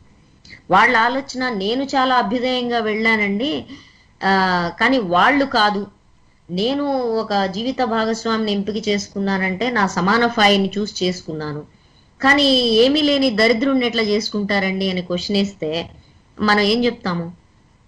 పిల్ల భవిష్యత్తు కూడా చూస్తారు కదండి. ఇప్పుడు ఈ రెండు కేసుల్లో, అమృత విషయంలో కానీ, ఇక్కడ అంకిత విషయంలో కానీ, అవంతి విషయంలో కానీ ఏంటి అంటే, మా ఆర్థిక పరిస్థితికి సరతూగని వ్యక్తి, అది మొదటి విషయం.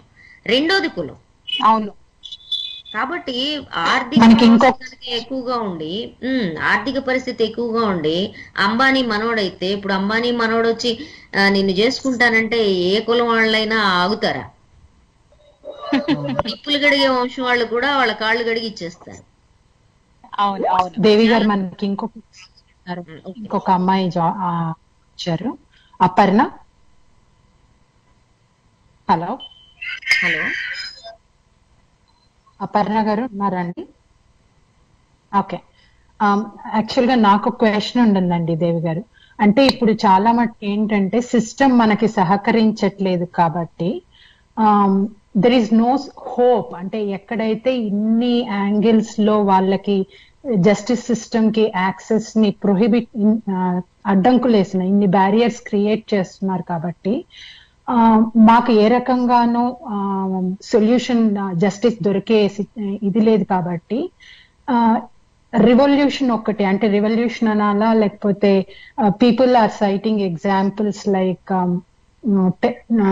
గన్స్ తీసుకొని బయటికి వెళ్ళి ఇదొక్కటే మాకు మార్గం అన్న పద్ధతిలోకి వెళ్ళిపోతున్నారు. I can empathise. అంటే where all doors are closed, మనం ఎలా వాళ్ళకి చెప్పగలుగుతామండి ఇది కరెక్ట్ పద్ధతి కాదు అని చెప్పడానికి ఒక ఆల్టర్నేట్ సొల్యూషన్ ఉంది అని కూడా చూపించగలగాలి కదా. అంటే వాళ్ళు తుపాకులు పట్టుకుంటారా, కత్తులు పట్టుకుంటారా, AK-47 పట్టుకుంటారా అనేది, లేకపోతే రాజ్యాంగం పట్టుకుంటారా, ఇర్రెలవెంట్ అండి. అయితే ఆ పట్టుకునేది 10 మంది పట్టుకుంటే మిమ్మల్ని కాల్చిపడేయటానికి ప్రభుత్వానికి చాలా చక్కటి కారణాన్ని, అందరూ ఆమోదించే కారణాన్ని మీరు ఇస్తున్నారని అర్థం. మీరు మొత్తం సమాజంగా దేశంలో ఉండే దళితులు మొత్తం ఎవరైతే ఉన్నారో, లేకపోతే దేశంలో ఉండే 50-60% అణచివేయబడిన వాళ్ళు ఎవరైతే ఉన్నారో, లేకపోతే దేశంలో ఉండే పేదలు 76% మంది ఎవరైతే ఉన్నారో, మీరందరూ స్క్రూ డ్రైవర్లు పట్టుకొని తిరగబడ్డా, రెంచీలు పట్టుకొని తిరగబడ్డా, కత్తులు తుపాకులు పట్టుకొని తిరగబడ్డా, అప్పుడు ఆ తిరగబడటమే సామాజిక న్యాయం అవుతుంది. కానీ అంతమంది తిరగబడుతున్నారా, మీరు 5-6 వ్యక్తిగతమైన అడ్వెంచరిజంతో తుపాకులు పట్టుకుంటున్నారా అనేది ప్రశ్న. మీరు 5-6 ఆవేశపడి పట్టుకుంటే మిమ్మల్ని కాల్చి చంపేయడం తప్ప ఏమీ జరగదు. మార్గం ఏంటి అనేది, ప్రజలు ఏ మార్గం ఎంచుకుంటారు అనేది నేనెవరిని నిర్ధారించడానికి. కానీ ఏ మేరకు విసిగిపోయి ఎంత స్థాయిలో ప్రజలు తిరగబడటానికి సిద్ధంగా ఉన్నారు అనేది ప్రజలకు సంబంధించిన ఆ వ్యవస్థ మీద ఉండే అంచనా మీద ఆధారపడి ఉంటుంది. 5-6 ఆవేశపూరితమైన యువకులు ఇది పరిష్కారం కాదు, మేము ఇదంతా, నాకు కూడా ఫ్రస్ట్రేషన్ వస్తుంది, నాకు కూడా వస్తుంది. కానీ నాకు చాలా స్పష్టంగా తెలుసు, నాకు ఫ్రస్ట్రేషన్ వచ్చినంత మాత్రం నేను తుపాకీ పట్టుకుని వెళితే అక్కడ ఉండే సీఎంనో పిఎంనో కాల్చి పడేస్తే దానివల్ల ఉపయోగం ఏముండదు, ఇంకోటి వస్తాడు. సిస్టమ్ అట్లే ఉంటుంది. కాబట్టి సిస్టమ్ ని మార్చాలి అనేది ప్రజలందరూ అభిప్రాయపడితే ఐఎమ్ ఓకే విత్ ఇట్. కానీ 10 మంది అభిప్రాయపడితే మిమ్మల్ని కాల్ చేయడానికి వాళ్ళకి చక్కటి కారణం దొరుకుతుంది. కాబట్టి అది ఆలోచించుకోండి. నేనేమనుకుంటున్నానంటే, చట్ట వ్యవస్థలు లోపభూయిష్టంగా ఉన్నాయి గనక చట్ట వ్యవస్థలన్నీ అక్కర్లేని దశ కాదు. చట్ట వ్యవస్థలు లోపాలతో కూడున్నాయి కాబట్టి వాటిని పనిచేయించడం ఎట్లాగా అనే దాన్ని కష్టమైన మార్గమే, నేను కాదంట్లా. అది ఎదురీదటమే, వరదకి ఎదురీదటమే, నేను కాదంట్లా. కానీ ఎంత కష్టమైనా చేసి తీరాలి. తుపాకులతో వెళ్లి కాల్చి చంపించుకోవడం కంటే కష్టమైంది కాదని నేను అనుకుంటున్నా. కాబట్టి ఈ వ్యక్తిగతమైన సాహస చర్యల కంటే కూడా అవగాహన కల్పించటం, జనాన్ని పోగేయటం, జనాన్ని యొక్క కాన్షియస్నెస్, చైతన్య స్థాయి పెంచడం మీద ఎక్కువ కేంద్రీకరించాలి. మనకి ఇంకొక కాల్ ఉన్నారండి, Praveen from London. Hello hello గారు. హలో అండి, ఒక్క నిమిషం. హలో ప్రవీణ్ గారు, మీరు ఫోన్ అన్మ్యూట్ చేసుకొని మాట్లాడండి. Okay, let's carry head. Multiple callers ఉన్నారు కాల్లో. ఎవరైనా క్వశ్చన్ అడగాలనుకుంటే అన్మ్యూట్ చేసుకొని అడగండి. ఓకే, ఆయన నాకు మెసేజ్ పంపించారండి. దేవి గారు, do you see changes, any forthcoming changes at least in next 3 generations now that we see generations are getting educated అని అడుగుతున్నారు. డెఫినెట్ గా అండి. సమాజం మారదు, మనుషులు మారరు అనుకునే వాళ్ళు పక్కా మత ఛాందసులై ఉంటారు. నేను మనిషిని నమ్మే మనిషిని, మనిషి మారటం మీద ఉండేదాన్ని నమ్మే మనిషిని, తాను మారుతూ మనిషి సమాజాన్ని మార్చుకోగలరు అనే నమ్మకం ఉన్న మనిషిని. కాబట్టి డెఫినెట్ గా మారుతుంది, మారుతూ వస్తుంది. కానీ మనం కోరుకున్న మేరకు మారటం లేదు. మనం హక్కుల్ని ఎంతవరకు కోరుకుంటున్నామో అంతవరకు మారట్లేదు. ఆ వేగం చాలట్లేదు, కానీ డెఫినెట్ గా మార్పు జరుగుతుంది. ఎందుకు మార్పు జరుగుతోందని అంటున్నానంటే, నా చిన్నప్పుడు కులాంతర వివాహం ఏదన్నా చేసుకున్నా, ఎవరన్నా పిల్లవాడు పారిపోయినా చంపేసి రైలు పట్టాల మీద వేస్తే ఆ శవాలను పట్టుకెళ్లి పంచనామా చేయడం తప్ప రిపోర్ట్ కూడా ఉండేది కాదు మా మధ్యప్రదేశ్ లో, మా చంబల్ పక్కన. కానీ ఇప్పుడు అట్లా కాదు. చాలా స్పష్టంగా దాని మీద ఆ సమాజంలో కూడా, అంత ఫ్యూడల్ సమాజంలో కూడా యూ అండ్ క్రై వస్తుంది. అట్లాగే ఇప్పుడు మా పొలాల్లో పనిచేసే దళితుల మీద ఇలాంటివన్నీ జరిగినప్పుడు వాళ్ళు పోలీస్ స్టేషన్కి వెళ్ళి రిపోర్ట్ ఇవ్వడం నా జీవితంలో నేను వినలేదు. అంటే నా చిన్నప్పుడు జీవితంలో. కానీ ఇప్పుడు అట్లా లేదు. They are not like that. అడుగుతున్నారు. అట్లనే వాళ్ళకి ఇస్తామని ఒప్పుకున్న కూలి ఇవ్వకపోతే వాళ్ళు క్లియర్ గా అడుగుతున్నారు, whether it is Bihar, UP or somewhere. మార్పు వచ్చింది. ఎందుకంటే మరి నాకు ఇక్కడ ఏపీ తెలంగాణలో కేరళలో లేకపోతే తమిళనాడులో వచ్చే మార్పులన్నీ సమాన స్థాయిలో ఉన్నాయంటే లేవు. భారతదేశంలో ఎక్కడ కూడా ఏ మార్పు సమాన స్థాయిలో రాదు. ఎందుకంటే మనది ఇంత విస్తృతమైన దేశం, ఇంత మీరు అన్నట్టు when we see other countries too, situation is not much different. ఏదైనా చేంజ్ వచ్చినప్పుడు అది వెంటనే ఆ మార్పు అన్ని లెవెల్స్ లో ఉన్న వాళ్ళకి అంతే స్థాయిలో వస్తుందా అంటే లేదు. అది కొంచెం time, as it progresses, time progresses, any changes that we bring into law or system, it takes time to reflect the change. Yes. Vishwanath Jayanthi ఉన్నారండి. విశ్వనాథ్, షూర్, గో హెడ్ అండి, మీరు కంప్లీట్ చేసిన తర్వాత.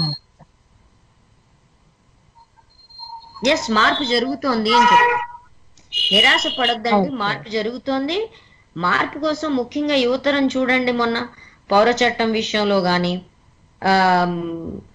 అనేక విషయాల్లో, అంతకుముందు యూనివర్సిటీస్ లో కానీ ప్రిజుడీస్ కి వ్యతిరేకంగా కానీ ఎంత క్లియర్ గా ఎంత చక్కగా వాళ్ళు రాజ్యాంగం పట్టుకొని మేము రాజ్యాంగాన్ని కాపాడుతాం, శాంతియుతంగా చేస్తాం.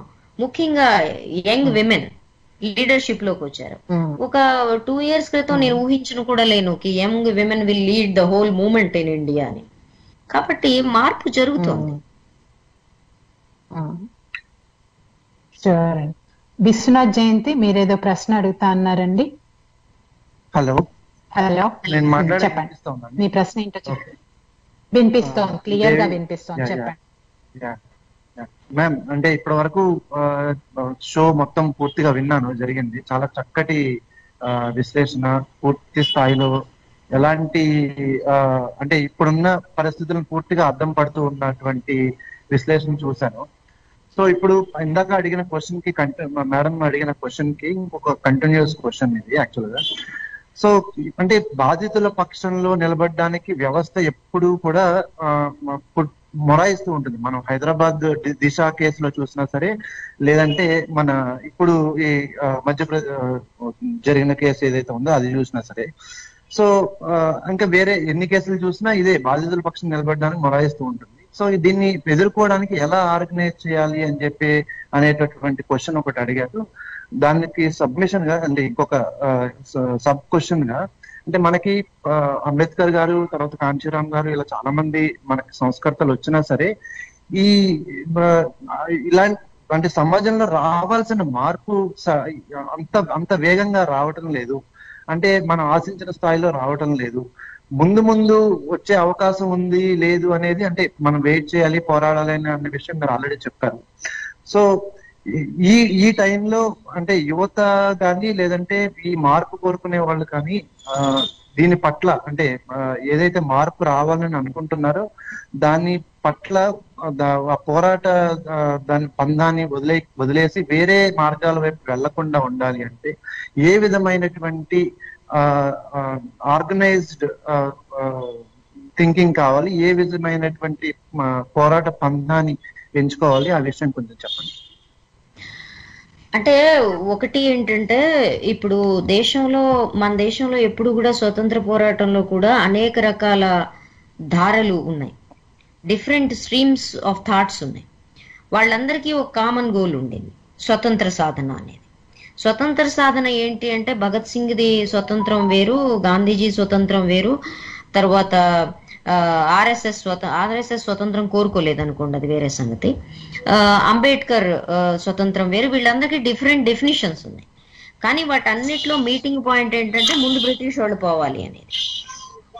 ఈ రకమైన మీటింగ్ పాయింట్లు భారతదేశంలో సమాజం మారాలి, పేద ప్రజలకు అనుకూలమైన సమాజం రావాలని కోరుకుంటున్న వాళ్ళందరూ, చట్టబద్ధమైన పాలన, రాజ్యాంగబద్ధమైన పాలన రావాలని కోరుకుంటున్న వాళ్ళందరూ, దేశంలో ప్రజాస్వామిక విలువలు, మానవత్వ విలువలు కూడిన సమాజం ఉండాలి అని కోరుకుంటున్న వాళ్ళందరూ మనం ఏ అంశాల మీద ఏకీభవించగలం అనేది ఆలోచించుకొని ఈ డిఫరెంట్ పాయలన్నీ ఒక చోటకి రావాల్సిన అవసరం చాలా ఎక్కువగా ఉంది. ఒక వేదికని పంచుకోవాల్సిన అవసరం చాలా ఎక్కువగా ఉంది. ఎక్కువగా ఉండటానికి ఒక కారణం ఏంటంటే, ఇప్పుడు సమాజం 70 ఏళ్ల తర్వాత ఒక జంక్చర్ కి వచ్చింది. ఆ జంక్చర్ ఏంటి అంటే రాజ్యాంగం వల్ల ఇంతో అంతో సమాజంలో బీటలు వారుతున్న ఈ ఆధిపత్యపు కోటలు ఏవైతే ఉన్నాయో అవి మళ్ళీ ఇప్పుడు కాంక్రీట్ పోసి సిమెంట్ వేసి అతికిచ్చి మళ్ళీ చాలా బలమైన దుర్గాలు కడుతున్న పరిస్థితి మనకుంది. కులము మతము ఏదైతే స్లోగా సంస్కరణోద్యమాలతో కలిపి కూడిన స్వతంత్రోద్యమ స్ఫూర్తి ఉన్నంత వరకు అవి తగ్గుతున్నట్టు మనకు పైకి కనిపిస్తే ఇప్పుడు మళ్ళీ మూఢనమ్మకాలు, మతోన్మాదము, మత విద్వేషము, కుల విద్వేషము, అణిచివేతలు ఇవన్నీ పనిగట్టుకొని పెంచి పోషిస్తున్న పరిస్థితి ఉంది. కాబట్టి దీంట్లో ఎవరైతే రాజకీయంగా పనిచేస్తున్న వాళ్ళు ఉన్నారో రాజకీయంగా పనిచేస్తున్న వాళ్ళందరూ సామాజిక ఎజెండాని కూడా వాళ్ళ భుజాన వేసుకొని నడవాల్సిన అవసరం ఉంది. అట్లాగే సామాజిక ఎజెండా ఏదైతే ఉందో సంస్కరణోద్యమంలో పనిచేస్తున్న వాళ్ళు వీళ్ళు రాజకీయ రంగంలో కూడా వాళ్ళకి సంబంధించిన పాత్రని, అది డైరెక్ట్ పోటీ చేయాలని నేను అన్ను, ఇండైరెక్ట్ గానైనా ఏ రాజకీయ శక్తులు అధికారంలో ఉండాలనే దాని మీద వాళ్ళు కూడా పునరాలోచించుకోవాల్సిన అవసరం ఉంది. నాలాంటి వాళ్ళంతా మాకు రాజకీయాలతో సంబంధం లేదు అని మాట్లాడడం అనేది ఇవాళ ఉన్న కాంటెక్స్ట్ లో చాలా పొరపాటు పని అవుతుంది. కాబట్టి ఈ విడివిడి మార్గాల్లో పనిచేస్తున్న వాళ్ళందరూ ఒక ఉమ్మడి సాధన, ఆ ఉమ్మడి సాధన ఏంటి, మనం వీలైనంత వరకు సమాజంలో కుల మత విద్వేషాలని, అంతరాలని, అణిచివేతని తగ్గించాలి. ఇది ఒక గోల్, ఇది చట్టబద్ధమైన గోలు, ఇది రాజ్యాంగం నిర్దేశించిన లక్ష్యం. ఇది నా రాజ్యాంగం నిర్దేశించింది గనక దీనికి చట్ట వ్యవస్థలకు కానీ లేకపోతే లా ఇంప్లిమెంటింగ్ ఏజెన్సీస్ కానీ లేకపోతే మామూలు పౌర సమాజానికి కానీ ఈ ఎజెండాలో అభ్యంతరం ఉండాల్సిన అవసరం లేదు. ఇలాంటి వాటిని భుజాన వేసుకొని ఈ శక్తులన్నీ ఏకమై నిలబడాల్సిన అవసరం ఉంది. ఒక యునైటెడ్ ఫ్రంట్, అంటే అది ఫార్మల్ ఫ్రంట్ అని అంటలేదు, ఒక ప్లాట్ఫామ్ షేర్ చేసుకోవాలి, ప్రజలందరికీ చెప్పాలి మేము చాలా సీరియస్ గా ఉన్నాము ఈ విషయంలో, మేము దీని మీదే పనిచేయదలుచుకున్నాము అనే సందేశాన్ని క్లియర్ అండ్ లౌడ్ అందరికీ ఇవ్వాల్సిన అవసరం ఉంది. అది ఎందుకు అవసరం అంటే ఈ శక్తులన్నీ విడివిడి ధారలుగా ఉన్నంత కాలం ప్రజలకి ధిక్కరించే కాన్ఫిడెన్స్ రాదు. ప్రజలకి ధిక్కరించే కాన్ఫిడెన్స్ రావాలి అంటే అదిగో మన పక్కన మనకి ఏదైనా జరిగితే చూడడానికి అంతమంది ఉన్నారు, మన గురించి అరవడానికి అంతమంది ఉన్నారు అని ఒక ఊర్లో ఉండే వ్యక్తికి కూడా కొంచెం కాన్ఫిడెన్స్ వస్తుంది అప్పుడు. కాబట్టి ఆ కాన్ఫిడెన్స్ రావడం కోసం ఈ రకరకాల పాయలు వాళ్ళందరూ ఒక ప్లాట్ఫామ్ మీద సీరియస్ గా ఈ విషయం మీద మేము పనిచేస్తున్నాం అని పనిచేయడం ఒకటే కాదు, పనిచేస్తున్నట్టు కనిపించడం అవసరం, పనిచేస్తున్నట్టు అరవడం అవసరం, పనిచేస్తున్నట్టు కనబడడం అవసరం. ఓకే, వన్ మోర్ క్వశ్చన్ అండి. శరత్ తేజ సోమేనా. హలో హలో అండి, నమస్తే దేవి గారు, వినపడుతోంది కదా జ్యోత్స్న గారు? వినిపిస్తోందండి, చెప్పండి, అడగండి. నమస్తే అండి, నాది ఒక క్వశ్చన్ అండి. అంటే ఇది చాలా సంక్లిష్టమైన సమస్య. ఆడవాళ్ల మీద జరుగుతున్న లైంగిక హింస అనేది రకరకాల స్థాయిల్లో లిఖించబడ్డ చరిత్ర కన్నా ముందు నుంచి కూడా జరుగుతున్నట్టు మనకి వస్తోంది. మనం మార్పు తీసుకురావడం అనేది రకరకాల స్థాయిల్లో తీసుకురావాలి, అది చాలా కాలం పట్టేది, ఓర్పుగా వ్యవహరించాలని చెప్పి మీరు చెప్తున్న దాన్ని బట్టి నాకు అర్థమవుతుంది. నా ప్రశ్న ఏంటంటే అంటే ఒక మామూలు ఒక నార్మల్ పర్సన్ గా మన రోజు వారి జీవితంలో మనం ఎట్లాంటి చిన్న చిన్న మార్పులు చేయవచ్చు అంటారు? అంటే ఇప్పుడు నేను అడిగే కాంటెక్స్ట్ ఏంటంటే మనం మనకి తెలిసిన వాళ్ళ ఇళ్లలోనో ఎవరిలోనో వాళ్ళు ఎవరినో పని వాళ్ళని తెచ్చుకుని పెట్టుకుంటూ ఉంటారు ఇంట్లో ఊరి నుంచి. వీళ్ళందరూ సాధారణంగా లోవర్ కాస్ట్ సంబంధించిన వాళ్ళు ఉంటారు, చిన్నపిల్లలు ఉండవచ్చు. అలాగే అంటే మన చుట్టూ చాలా మంది చిన్నపిల్లలు పనిచేస్తూ ఉంటారు కొన్ని చోట్ల. కానీ అనేది ఏంటంటే మనం కొన్నిసార్లు ట్రాఫికింగ్, ఈ సెక్షువల్ వైలెన్స్ అనేది లింక్ కనపడుతూ ఉంటుంది మనకి. ఆ ట్రాఫికింగ్ చేయబడి అంటే ఇలా వచ్చిన వాళ్ళు చాలా మంది మన చుట్టూనే ఉంటూ ఉంటారు. సో ఇలాంటివి కానీ ఇంకా ఇతరత్ర ఏమైనా మనం చూసినప్పుడు అప్పటికప్పుడు మనం ఏదైనా చిన్నగా చెప్పి కానీ ఏమైనా ప్రయత్నం చేసి కానీ కొంతవరకు మన డైలీ లైఫ్ లో అట్లీస్ట్ మార్పు చెందడానికి ఏమైనా చేయగలుగుతా ఉంటారా? ఇలాంటి చిన్న వాటి మీద మన పరిధిలో మనం ఏం చేయగలుగుతా ఉంటాం ఒక నార్మల్? ఇప్పుడు మీరు చెప్తున్న ట్రాఫికింగ్ గానీ చైల్డ్ లేబర్ గానీ మీరు జడ్జీలతో సహా చాలా ఇళ్లలో చూస్తారు, పోలీసుల ఇళ్లతో సహా. చాలా రహస్యంగా మీరు చైల్డ్ హెల్ప్ లైన్కి కానీ విమెన్ హెల్ప్ లైన్కి కానీ ట్రాఫికింగ్ హెల్ప్ లైన్కి కానీ ఫోన్ చేస్తే మీ ఐడెంటిటీని సీక్రెట్ గా ఉంచి దాని మీద చర్యలు తీసుకోవటానికి వాళ్ళు సిద్ధంగా ఉంటారు. ఇది ఒకటి. ఎందుకంటే నాకు తెలిసిన చైల్డ్ హెల్ప్ లైన్స్ కానీ విమెన్ హెల్ప్ లైన్స్లో ఆ అరేంజ్మెంట్ ఉంది. రెండోది మీరు అడిగింది ఓవరాల్గా మనం ఉండే ప్రవర్తనల్లో మనం వ్యక్తిగతంగా చేసుకోవాల్సినవి ఏంటి. మన సన్నిహితులతో స్నేహితులతో మనకి తారసపడే రకరకాల సామాజిక వర్గాల ప్రజలతో మనం వ్యవహరించేటప్పుడు మనకు కూడా అనేక రకాల ప్రిజుడీస్ ఉంటాయి, నాకు కూడా ఉంటాయి. ఈ ప్రిజుడీస్ ఉన్న సందర్భంలో ఒక ప్రశ్న వేసుకోవాలని నేను అనుకుంటాను. మనం యూనివర్సల్ వాల్యూస్ ఉంటాయి, ఆ యూనివర్సల్ వాల్యూస్లో మనం ప్రజాస్వామ్యయుతంగా వ్యవహరిస్తున్నామా, మనం ఎదుటి వాళ్ళని మనుషులుగాను మనతో సమానమైన వాళ్ళుగాను మనం గుర్తించి తదనుగుణంగా మన ప్రవర్తన ఉంటుందా? ఈ రెండు ప్రశ్నలు కనుక మనం వేసుకుంటే నేనే హక్కులైతే నాకు ఉండాలని నేను కోరుకుంటున్నానో ఈ హక్కులు నేను మిగిలిన వాళ్ళకు కూడా ఉన్నాయని నేను గుర్తిస్తున్నాను. ఈ మూడే గీటురాళ్ళు. ఈ మూడు గీటురాళ్ళు మనం పెట్టుకొని మన ప్రవర్తనని మనంతటా మనం అంచనా వేసుకుంటే మనం ఎక్కడ తప్పు చేస్తున్నాం ఎక్కడ రైట్ చేస్తున్నాం మనకే అర్థమవుతుంది, చాలా స్పష్టంగా అర్థమవుతుంది ఆ విషయం. కానీ మన హక్కుల దగ్గరికి వచ్చేసరికి మన గౌరవాల దగ్గరికి వచ్చేసరికి మనం చాలా శ్రద్ధగా ఉంటాము, చాలా సార్లు గాయపడుతుంటాము. అదే మన ఇళ్లలో పనిచేసే వాళ్ళ దగ్గరికి వచ్చేసరికి అంటే చాలా సింపుల్గా మన ఇళ్లలో పనిచేసే వాళ్ళ దగ్గరికి వచ్చేటప్పటికి మనం తింటున్న ప్లేట్లలో వాళ్ళకి పెట్టడానికి ఇష్టపడం. దానికి హైజీనిక్ కారణాలు చెప్తాం, శుభ్రత ఉండదు అది ఇదని చెప్తాం. కానీ మన ప్లేట్లన్నీ వాళ్ళే శుభ్రం చేస్తారనే విషయం మర్చిపోతాం. మనం అర్థం చేసుకోవాలి, అంటే చిన్న చిన్న విషయాలు రోజువారీ జీవితంలో ఉండే అనేక విషయాల్లో మనం ఈ పని చేయవచ్చు. కానీ ఈ పని చేస్తున్నప్పుడు నా జీవితానుభవంలో అనేక సందర్భాల్లో వాళ్ళు మనం చెప్పింది వాళ్ళు వినటానికి సిద్ధపడరు. అంటే వాళ్ళకి భయాలు ఉంటాయి. ఉదాహరణకి మా ఇంటికి కొంతమంది ఈ లాక్డౌన్ సందర్భంలో ఆఫీస్ లేదు కాబట్టి కొన్ని అర్జెంటుగా మాట్లాడాలన్న వాళ్ళని ఇంటికి రమ్మన్నప్పుడు కాస్త చదువుకున్న పిల్లలు అట్లా వస్తే యూనివర్సిటీ పిల్లలు వాళ్ళు వస్తే మామూలుగా సోఫాల మీద కుర్చీల మీద కూర్చుంటారు. అదే చాలా పేదరికంలో ఉన్నవాళ్ళు బీసీ కులాల వాళ్ళు కావచ్చు దళితులు కావచ్చు వాళ్ళు వస్తే వాళ్ళని కుర్చీ మీద కూర్చోండమ్మా అంటే వాళ్ళు కుర్చీ మీద చస్తే కూర్చోరు, మీరు బతిమాలండి బామాలండి వాళ్ళు కూర్చోరు. అట్లాంటప్పుడు నేనేం చేయాలి? నేను కూడా కింద కూర్చుంటాను, కింద కూర్చుని నాకు కూడా ఇక్కడే కంఫర్టబుల్గా ఉంది చెప్పండి అని అడుగుతాను. అంటే దీంట్లో ఏదో ఒకటి జరగాలి. వాళ్ళు ఎందుకు అట్లా ఉన్నారు అంటే వాళ్ళకి ఉండే ప్రిజుడీస్ అవి ఉన్నాయి. మరి నేనేం చేయాలి? నాకు తప్పదు ఇంకా కింద కూర్చోవడం, ఎందుకంటే నేను సమానత్వం అని అనుకుంటున్నాను కాబట్టి నేను కిందకి వెళ్ళక తప్పదు. ఇది ఎందుకు జరుగుతోంది? చదువుకున్న పిల్లలు కుర్చీలో కూర్చోవడానికి వాళ్ళు ఏ కులానికి చెందిన వాళ్ళైనా వాళ్ళు ఏం పెద్దగా హెజిటేట్ చేయరు, కూర్చుంటారు హాయిగా. కానీ వాళ్ళ దగ్గరికి వచ్చేసరికి కొంచెం మిడిల్ ఏజ్లో ఉన్న వాళ్ళు, గ్రామాల నుంచి వచ్చిన వాళ్ళు, బీసీ ఎస్సీ ఎస్టీ కులాల వాళ్ళు వాళ్ళని పైన కూర్చోండి అమ్మా అంటే కూర్చోరు. సో ఇది వాళ్ళకి తెలుసు, అది జరిగితే ఊర్లో ఏమవుతుందో వాళ్ళకి అనుభవం ఉంది. ఆ అనుభవం తాలూకు భయం ఉంది, అనుభవాల తాలూకు భయాల నీడలు వాళ్ళని వెంటాడుతాయి. వాటిని మీరు ఎంత నచ్చ చెప్పినా పరాయి వాళ్ళుగా ఉంటారు అనే విషయం వాళ్ళకి తెలుసు. అందుకని మనం దాన్ని ఆచరణలో ఎన్నిసార్లు చూపిస్తే వాళ్ళ నుంచి ఈ శతాబ్దాల నుంచి పేరుకున్న దాన్ని పోగొట్టగలమో నాకు తెలియదు. కానీ మనం ఈ పని చెయ్యాలి. రోజువారీ ప్రవర్తనలో అనేక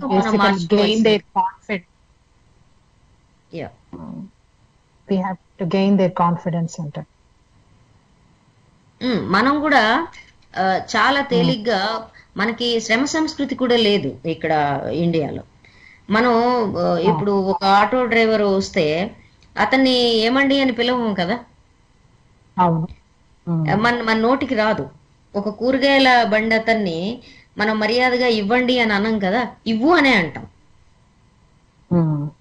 చిన్న చిన్న పిల్లలు కూడా ఇంట్లో పనమ్మాయిని పేరు పెట్టి పిలుస్తుంటారు. ఎస్, అది ఎక్కడి నుంచి వచ్చింది? మనం శ్రమని గౌరవించలేని మనస్తత్వం నుంచి వచ్చింది. సో కాబట్టి దాని మీద మనం చాలా క్లియర్ గా చెప్పాలి. మా వాడికి చిన్నప్పుడు ఆటో డ్రైవర్ అంకుల్ అంటే వాడు స్కూల్కి ఆటో వెళ్ళేవాళ్ళు auto driver uncle, auto uncle, అరటిబళ్ళ అంకుల్. మా వాడికి వాడికి అండి అనడం రాదు కాబట్టి వాడి మర్యాద వచనం అనడం ద్వారా వాళ్ళందరినీ సమానం చేస్తూ ఉంటాడు. సో కాబట్టి మనం మన పిల్లలకి నేర్పించాలి. ఎవరైనా పిల్లలు వాళ్ళ పట్ల అమర్యాదగా కానీ పేరుతో కానీ పిలుస్తుంటే క్లియర్ గా చెప్పాలి, యు ఆర్ ఎ చైల్డ్, నువ్వు రెస్పెక్ట్ ఇవ్వడం నేర్చుకో అని చెప్పి. అది మనం నేర్పడం మీదే ఆధారపడుతుంది. మనం నేర్చుకోవాలి, వాళ్ళకి నేర్పాలి. మనకి జాస్తి గారు ఉన్నారండి లైన్ లో. మీకు ఏమైనా క్వశ్చన్ ఉందా అండి? శ్రీనివాస్ గారు చెప్పండి. లేదండి, యాక్చువల్ గా శ్రీనివాస్ గారికి షో టైం ని మనం తీసుకున్నాం. ఆయన మనకి ఆల్మోస్ట్ హాఫ్ అవర్ ఆయన టైం మనకి ఇచ్చారు ఈ టాపిక్ ని మాట్లాడుకోవడానికి. థ్యాంక్ యూ అండి శ్రీనివాస్ గారు. మీరు ఏవైనా క్వశ్చన్ ఉంటే కూడా అడగొచ్చు. షూర్ అండి. కొంచెం ఇబ్బందికరమైన ప్రశ్న మరి. ఇప్పుడు పర్లేదు చెప్పండి. ఓకే, ప్రశ్న ఇబ్బందికరంగా ఉంటేనే మాకు ఛాలెంజ్ కదండి. ఓకే, నేను అంటే నా అనుభవంలో ఏంటంటే ఏది ఏమైనా అవతల వ్యక్తి మనస్తత్వం అనేది అంచనా వేయడం అనేది జాబ్ లో కానీ బిజినెస్ ఆర్ ఎనీథింగ్ చూడంగానే, లేకపోతే ఎంత క్విక్ గా అవతల మనిషిని అర్థం చేసుకోవడం అనేది చాలా ఇంపార్టెంట్ అవుతుంది. ఇంపార్టెంట్ అయినప్పుడు మన దేశ వ్యవస్థలో కులాలు కొంచెం హెల్ప్ చేస్తున్నాయి. ఆ హెల్ప్ చేస్తున్న దాన్ని కాదంటారా, అవునంటారా? ఏ రకంగా హెల్ప్ చేస్తున్నాయి అంటారు? కొన్ని ప్రిజుడిస్ ఉన్నాయి కదా కొన్ని కులాల మీద. కొంతమంది యావరేజ్ పీపుల్ ని ఎస్టిమేట్ చేయడానికి, అంటే వాళ్ళలో మెచ్యూరిటీ ఇనిషియల్ టెస్ట్ అంటాం కదా, లిట్మస్ టెస్ట్ చేయడానికి ఉపయోగపడుతున్నాయి కొంతమందికి. కొంతమందికి ఉపయోగపడకపోవచ్చు. కొంతమంది మీరు అంటుంది క్యాస్ట్ స్టీరియోటైప్స్ అనేవి మనుషులను అంచనా వేయడానికి ఉపయోగపడుతున్నాయి అంటున్నారు. అంటే అది మేనేజ్మెంట్ కోర్సుల్లో, మనకి పెద్ద పెద్ద మేనేజ్మెంట్ కోర్సుల్లో కూడా కొన్ని హింట్స్ ఇస్తూ ఉంటారు బేసికల్ గా.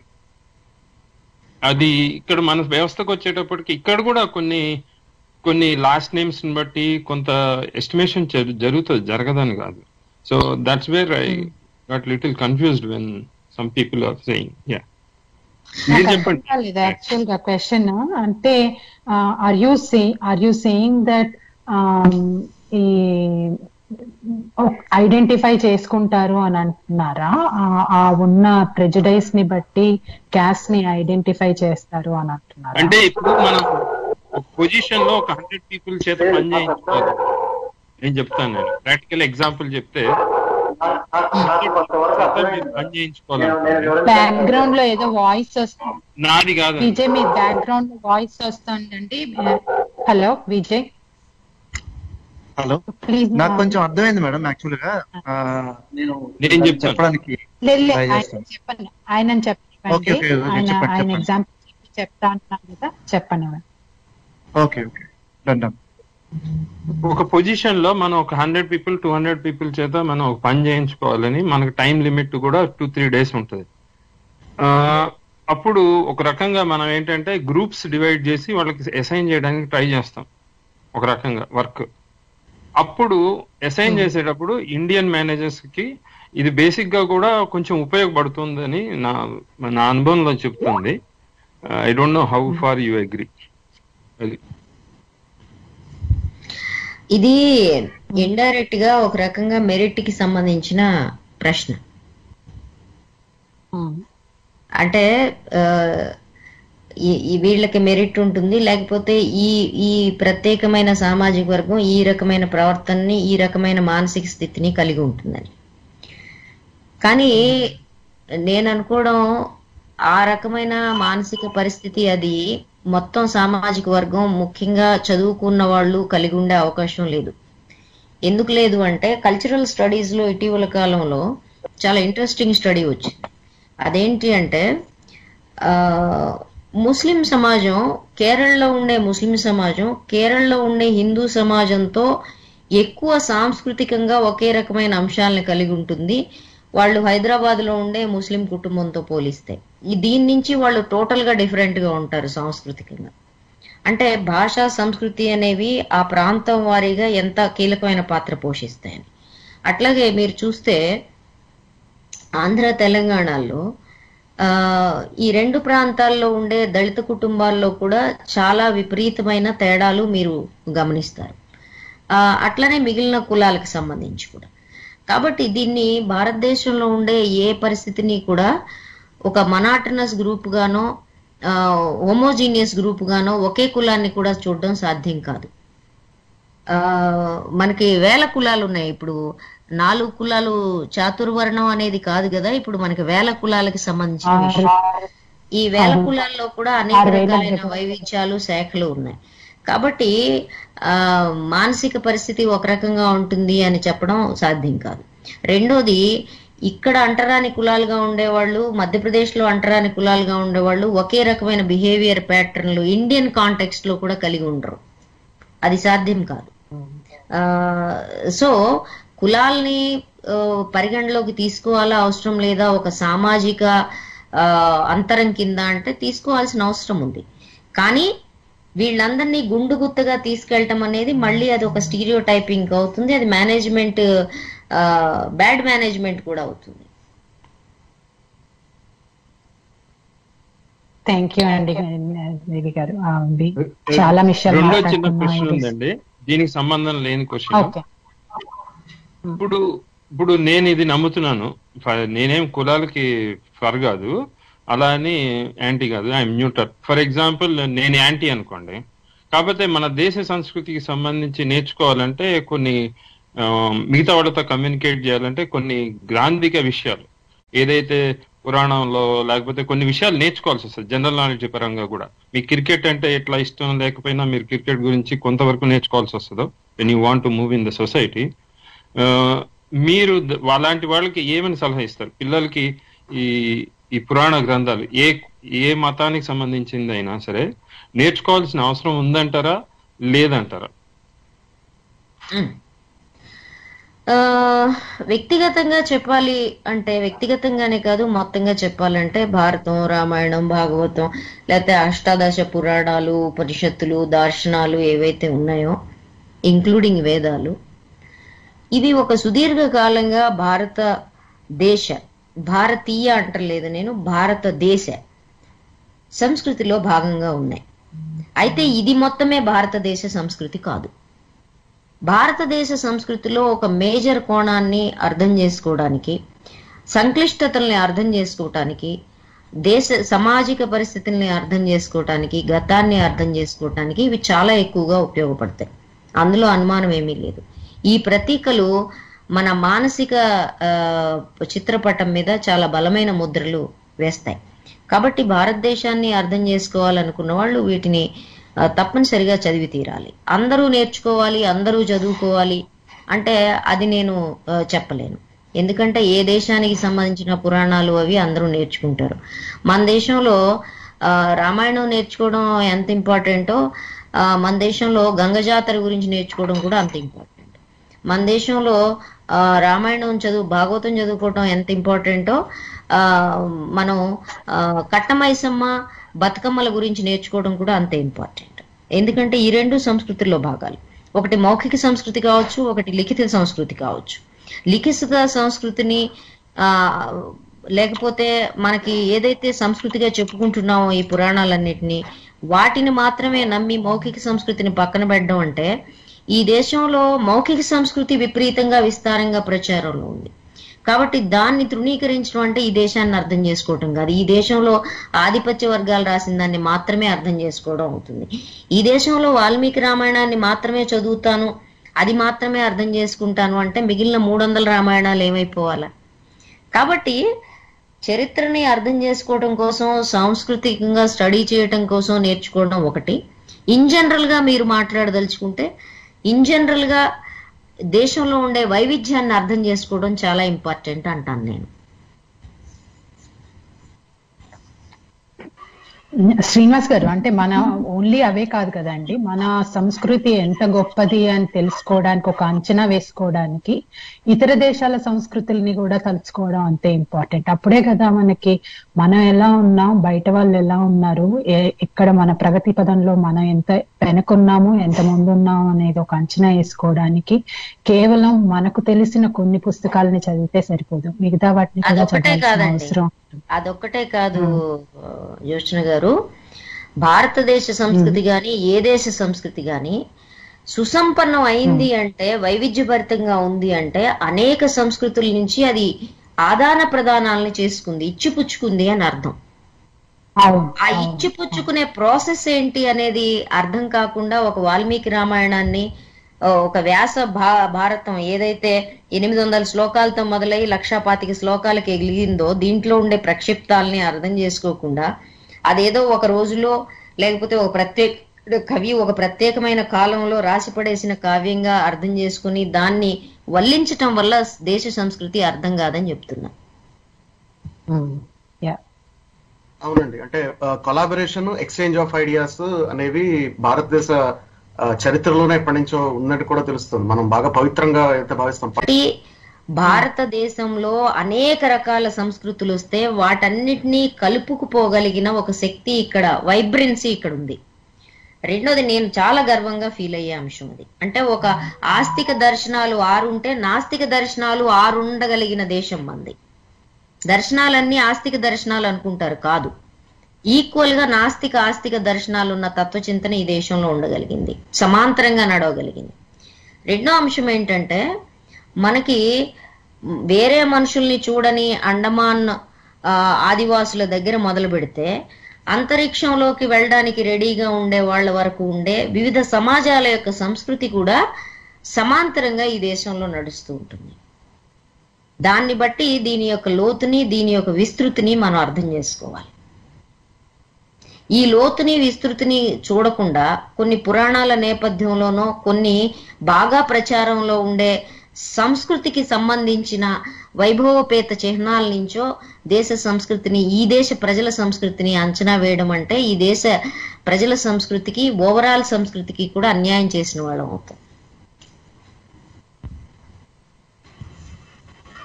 దేవి గారు, నేను అపర్ణానండి. లాస్ట్ క్వశ్చన్ ఒకటి ఉంది, టైం ఉందా?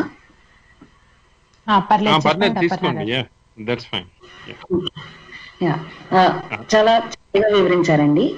అది మనం ఇందాక అనుకున్నట్టు మార్పు రావాలంటే సిస్టమ్ నుంచి టాప్ డౌన్ కాకుండా సొసైటీ నుంచి బాటమ్ అప్రోచ్ అయితే అది ఎక్కువ సస్టైనబుల్ గా ఉంటుంది, అది మార్పు వచ్చే ఛాన్స్ అక్కడ ఎక్కువ ఉంటుంది అనుకున్నాం కదా. అలాంటప్పుడు స్పెషల్లీ ఇప్పుడు సిటీ అర్బన్ యూత్ లో నేను చూసిన చాలా మా కొలీగ్స్ కానీ ఫ్రెండ్స్ కి వాళ్ళకి అసలు ఈ సో కాల్డ్ అప్పర్ కాస్ట్ వాళ్ళకి అసలు కాస్ట్ అవేర్నెస్ లేదండి. వీ డోంట్ సీ కాస్ట్ అంటారు. అంటే they are privileged enough to be caste blind. So కానీ వీళ్ళ నంబర్ చాలా తక్కువ ఉన్నా కానీ టోటల్ ఇండియన్ పాపులేషన్ తో పోలిస్తే వీళ్ళ వాయిస్ చాలా యాంప్లిఫై అయ్యి వినిపిస్తుంది త్రూ సోషల్ మీడియా అయినా కానీ, లేకపోతే because they are heard more in the political spectrum అండి. అట్లాంటప్పుడు వీళ్ళకి ఇట్లా ఏదైనా ఈ హాత్రాస్ లాంటి కేసు అయినప్పుడే వీళ్ళకి అసలు ఇట్లా కూడా జరుగుతుందా, ఇంత దారుణంగా కూడా జరుగుతుందా, అసలు ఇంత డిస్క్రిమినేషన్ ఉందా అని తెలుస్తుంది. సో అవేర్నెస్ ప్రోగ్రామ్స్ అట్లాంటివి అంటే అసలు ముందు అవేర్నెస్ ఇంకా అవేర్నెస్ తేవాల్సిన అవసరం ఉందని నాకు అనిపిస్తోందండి. ఇట్లాంటి వాటికి youth oriented awareness programmes awareness చేయడానికి మోస్ట్ కొన్ని వేస్ ఏమంటారు, ఎట్లా చేయొచ్చు అంటారు? అంటే మీరు చెప్తున్న హైఫై ప్రివిలేజ్డ్ సెక్షన్స్ కి అవేర్నెస్ తో పని లేదండి. వాళ్ళు ఏ అజ్ఞానంలో అయితే ఉన్నారో ఆ అజ్ఞానాన్ని వాళ్ళు ఆనందంగా కొనసాగిస్తారు. వాళ్ళు మనం ప్రయత్నించినా వినరు. That has been my experience. ఎందుకంటే నాలెడ్జ్ పొందడానికి కూడా జీవితంలో కొంత డిప్రివేషన్ అవసరం. నాకు నాలెడ్జ్ కావాలి, నేను అవగాహన చేసుకోవాలనే తపన రావడానికి, కనీసం వినడానికి సిద్ధపడాలంటే జీవితంలో ఏదో తేడా ఉంది అనే అభిప్రాయం మనకు కలగాలి. చాలా మంది అదొక్కటే అనరు. మీరు ఇంకా ఆడవాళ్ళ గురించి ఏడుస్తారేంటండి, ఆడపిల్లలందరూ సమానం అయిపోయి ఆడవాళ్ళందరూ చట్టాలు దుర్వినియోగం చేసేసే దశ వస్తే మీరింకా ఆడవాళ్ళు సమానత్వం లేదు అంటారేంటని అడుగుతారు. దీంట్లో నిజాలేంటో ఆడవాళ్ళందరి జీవితానుభవాల్లో మనం చెప్పొచ్చు. కాబట్టి వాళ్ళకి అవగాహన కల్పించడం అనేది కాదు, వాళ్ళకి అవగాహన ఎందుకు అవసరం లేదనేది మనం అర్థం చేసుకోవాలి. అవగాహన కావాలనే తపన ఎవరికి ఉంటుంది అంటే అవగాహన లేకపోవడం వల్ల జీవితంలో ఏమేం కోల్పోతున్నాము అనేది అనుభవం రీత్యా అర్థమైన వాళ్ళందరికీ ఉంటుంది. అట్లనే నేను చెప్పే మాటలు మధ్యతరగతి కంటే డిస్క్రిమినేషన్ గురించి నేను చెప్పే మాటలు అత్యంత ఎక్కువగా గ్రామీణ ఆడవాళ్ళకి అర్థమవుతాయి. నాకు వాళ్ళు ఒకసారి నేను ఇట్లా తేడా ఉంది అని చెప్పిన తర్వాత వాళ్ళు చెప్పే ఎగ్జాంపుల్స్ కి నాకు తల తిరిగిపోతూ ఉంటుంది. మీకు అట్లాంటి ఉదాహరణ ఒకటి చెప్తా. వీళ్ళు ఎందుకు అర్థం చేసుకోరు, వాళ్ళు ఎందుకు. నేను చాలా చిన్నప్పుడు ఒకళ్ళ ఇంటికి వెళ్ళా. నేను వెళ్ళి ఒక ప్రశ్న అడిగా. ఆంటీ, ఆవిడ ఏదో స్విచ్ బోర్డులో తేడా వచ్చిందని రెంచ్ పెట్టి తిప్పుతోంది, స్క్రూ డ్రైవర్ పెట్టి తిప్పుతోంది. నేను అన్నా, ఆంటీ మా ఇంట్లో నేను మీ ఇంట్లో మీరు ఈ కరెంటు బోర్డులతో పని ఏంటండి, ఇంట్లో మీ ఆయన గాని మా ఆయన గాని ఎందుకు చేయరు? ఆవిడ చాలా స్పష్టంగా చెప్పింది, దానికి కారణం ఉందమ్మా, నువ్వు పోయినా నేను పోయినా మన ఆయనలకి రెండో పెళ్ళం వస్తుంది, వాళ్ళు పోతే మనకి రెండో మొగుడు రాడు అని. అంటే ఆవిడ ఆమె విప్లవకారిణి, ఫెమినిస్టు కాదు, ఆమె మామూలు సంసారం చేసుకునే గృహిణి. ఎందుకని చక్కగా చెప్పగలిగింది? ఆ జీవిత అనుభవం ఎక్కడి నుంచి వస్తుంది, ఈ తేడాలు, ఈ రెండు రకాల విలువలు ఎట్లా ఉంటాయి మగవాళ్ళకి ఆడవాళ్ళకి అనేది వాళ్ళు చెప్పగలుగుతారు. వీళ్ళకి ఆ కాన్షియస్నెస్ ఎట్లా ఉండదంటే, నేను ఒక ఇట్లాంటి హైఫై కాలేజీకి ఒకసారి ఒక వర్క్ షాప్ చేయడానికి వెళ్ళా. ఆడపిల్లలు మగపిల్లలకి మధ్య డిస్క్రిమినేషన్ ఉంది అనేది వాళ్ళు అంతటా వాళ్ళు రియలైజ్ అయ్యేలా చేయటానికి నాకు వారం రోజులు పట్టింది. కాబట్టి more privileged you are, more ignorant you are about the social facts. అట్లనే అయితే ఒక విషయం ఉంది, నాకు చాలా ఇంట్రెస్టింగ్ గా అనిపించే విషయం ఏంటంటే, బస్తీలలో హైదరాబాద్ బస్తీల కంటే హైదరాబాద్ రిచ్ ఏరియాస్ లో 21% మంది ఆడపిల్లల సంఖ్య తక్కువ ఉంది 0 to 6 ఏజ్ గ్రూప్ లో. అంటే రిచ్ అండ్ ప్రివిలేజ్డ్ డిస్క్రిమినేషన్ లేదని చెప్తారు కదా, వాళ్ళు ఎంత బాగా ఈ డిస్క్రిమినేషన్ ని ఎంత సోఫిస్టికేటెడ్ గా అమలు చేసుకుంటారు అనేది చెప్తున్నా. వీళ్ళందరూ పాపం అబార్షన్లకు వెళ్ళి ఆ కడుపులు యూట్రస్లు చించుకుంటా ఉంటారు. వాళ్ళు కన్సీవింగ్ స్టేజ్ లోనే XY సెల్స్ ని ఫిల్టర్ చేసేసి కన్సీవింగ్ స్టేజ్ లోనే X క్రోమోజోమ్ ని వాళ్ళు పక్కన పెట్టేస్తారు. స్పెర్మ్ లో X స్పెర్మ్ ని పక్కన పెట్టేసి ప్రీ కన్సీవింగ్ టైంలోనే గర్ల్ చైల్డ్ ఎలిమినేట్ చేస్తారు. So no question of abortion.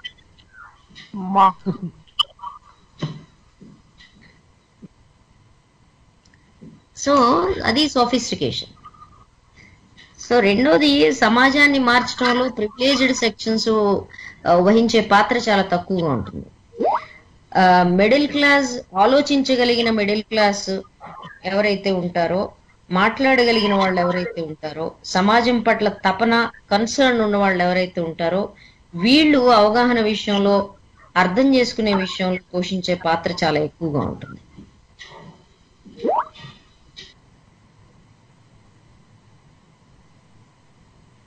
దేవి గారు, శరత్, నాకు ఒక క్వశ్చన్ వచ్చిందండి ఇందాక ఆవిడ అపర్ణ గారు అడిగినప్పుడు. అంటే ఇప్పుడు ఒక మనకి ఒక కన్సర్న్ పడిపోతూ ఉంటుంది ఈ మధ్య తరచుగా, ఏంటంటే ఇట్లాంటి ఇన్సిడెంట్స్ జరిగినప్పుడు మీడియాలో ప్రత్యేకంగా మెయిన్ స్ట్రీమ్ మీడియాలో కొన్ని సంఘటనలకే ఎక్కువ అటెన్షన్ వస్తుంది.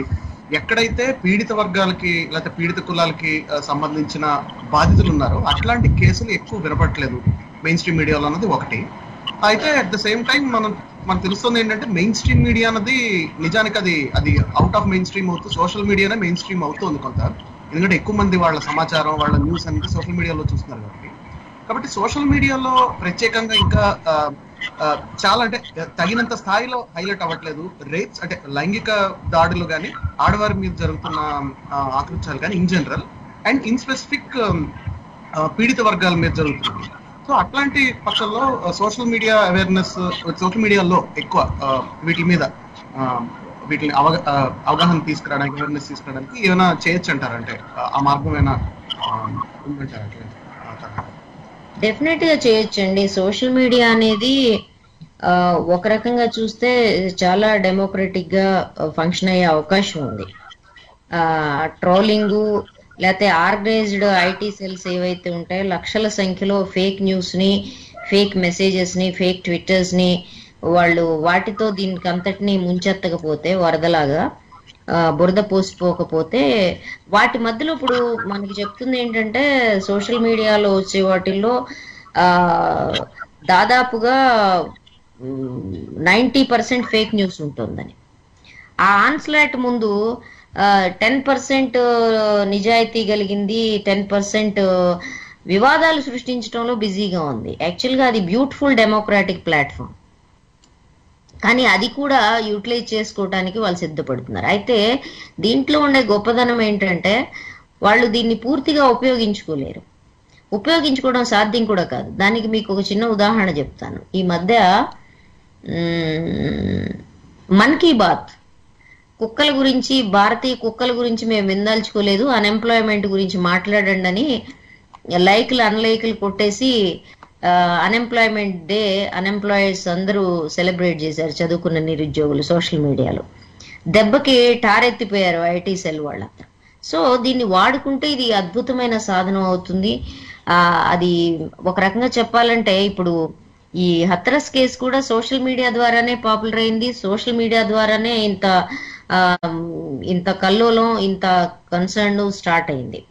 సోషల్ మీడియా చక్కటి ప్లాట్ఫామ్ దానికి. అయితే వాడుకోవడంలో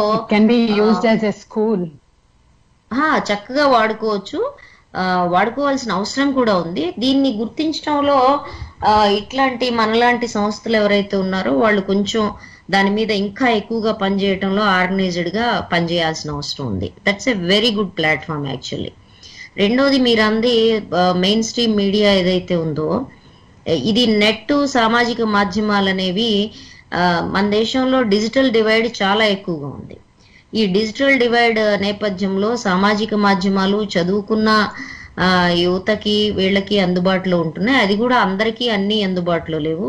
సో దీని యాక్సెస్ అనేది చాలా తక్కువగా ఉంది. అట్లాంటప్పుడు దాన్ని టీవీ మీడియా ఏదైతే ఉందో అది ఈజీ యాక్సెస్ గా ఉంది. అట్లాంటప్పుడు దాన్నే మెయిన్ స్ట్రీమ్ మీడియాగా పిలుస్తారు. ఇది ఎప్పటికీ మెయిన్ స్ట్రీమ్ మీడియా అవుతుంది భారతదేశంలో అండ్ దేశంలో అనేది మనం ఇంకా వేచి చూడాల్సిన అవసరం ఉంది. మెయిన్ స్ట్రీమ్ మీడియాలో రావడానికి కారణం ఏంటంటే urbanised, educated, newly developed sections గా, న్యూలీ డెవలప్డ్ రిచ్ అంబిషియన్ సెక్షన్స్ గా ఉన్న వాళ్ళు ఎవరైతే ఉన్నారో వాళ్ళే టీవీ మాధ్యమాలని శాసిస్తారు. వాళ్ళే ప్రేక్షకులుగా కూడా ఉంటారు. ఎక్కువ సందర్భాల్లో మీరు చూడండి, 22 కోట్ల మంది వలస కార్మికులు ఒక 10 మంది కలిసి రూమ్ లో ఉండేవాళ్ళు, వాళ్ళు రాత్రికి చచ్చి చెడి పని చేసుకున్న తర్వాత వచ్చి ఏం చూస్తారు? నీ న్యూస్ రాజకీయాలు చూడరుగా ఏదో సినిమానో ఓ పాట చూసి పడుకుంటారు. సో దీనికి మహారాజు పోషకులు ఎవరు అనే దాన్ని బట్టి ఉంటుంది. ఈ మహారాజు పోషకులు ఒక 40 కోట్లుగా ఉన్న మిడిల్ క్లాస్ జనం. సో ఈ మిడిల్ క్లాస్ ను ఉద్దేశించి వాళ్ళకి అట్రాక్టివ్ గా ఉండేవి, వాళ్ళ సానుభూతి పొందే న్యూస్లే చూపిస్తారు. లేకపోతే ఈ రాజ్పూత్ ఎవరైతే ఉన్నారో సుశాంత్ సింగ్ రాజ్పూత్, ఆయనదిను, కంగనా రనౌత్ది, రియా చక్రవర్తిది 3 నెలల పాటు main stream English news channels ఎట్లా నడపగలుగుతాయి వాళ్ళ సానుభూతి లేకపోతే? రెండో పక్కన ఇక్కడ మాకు మన తెలుగు ఛానల్స్ లో అమీన్పూరు, లేకపోతే సెట్టిపాలెం, లేకపోతే మొయినాబాదు, ఖమ్మము, ఇవాళ సూర్యాపేట, వీటికి ఎక్కడో పేపర్లలో చివరి ముక్క ఎక్కడో వేసినట్టుగా ఎక్కడో స్క్రోలింగ్ లో భాగంగా కొనసాగిపోయే వార్తలుగా ఇవి ఎందుకు మిగులుతాయి? ఇవి మార్జినలైజ్డ్. అసలు యాక్చువల్ గా స్త్రీలకి సంబంధించిన ఇష్యూస్ మార్జినలైజ్డ్. స్త్రీలకు సంబంధించిన మెయిన్ స్ట్రీమ్ ఇష్యూస్ ఏంటంటే ఆ ఆటలాడుకోవటాలు, సీరియల్స్. ఈ నిజ సమస్యలు ఏవైతే ఉన్నాయో వాళ్ళ ఉపాధికి సంబంధించి మీరు ఎక్కడన్నా చూసారా? మెయిన్ స్ట్రీమ్ లో ఆడవాళ్ళు ఈ లాక్డౌన్ లో ఎంత ఉపాధి కోల్పోయారు, వాళ్ళ పరిస్థితి ఏంటనేది ఎక్కడన్నా చూసారా? సో ఉపాధి చర్చ వచ్చినప్పుడు కూడా మగవాళ్ళ వైపు నుంచే ఉపాధి కోల్పోయారనే స్టడీస్ వస్తాయి.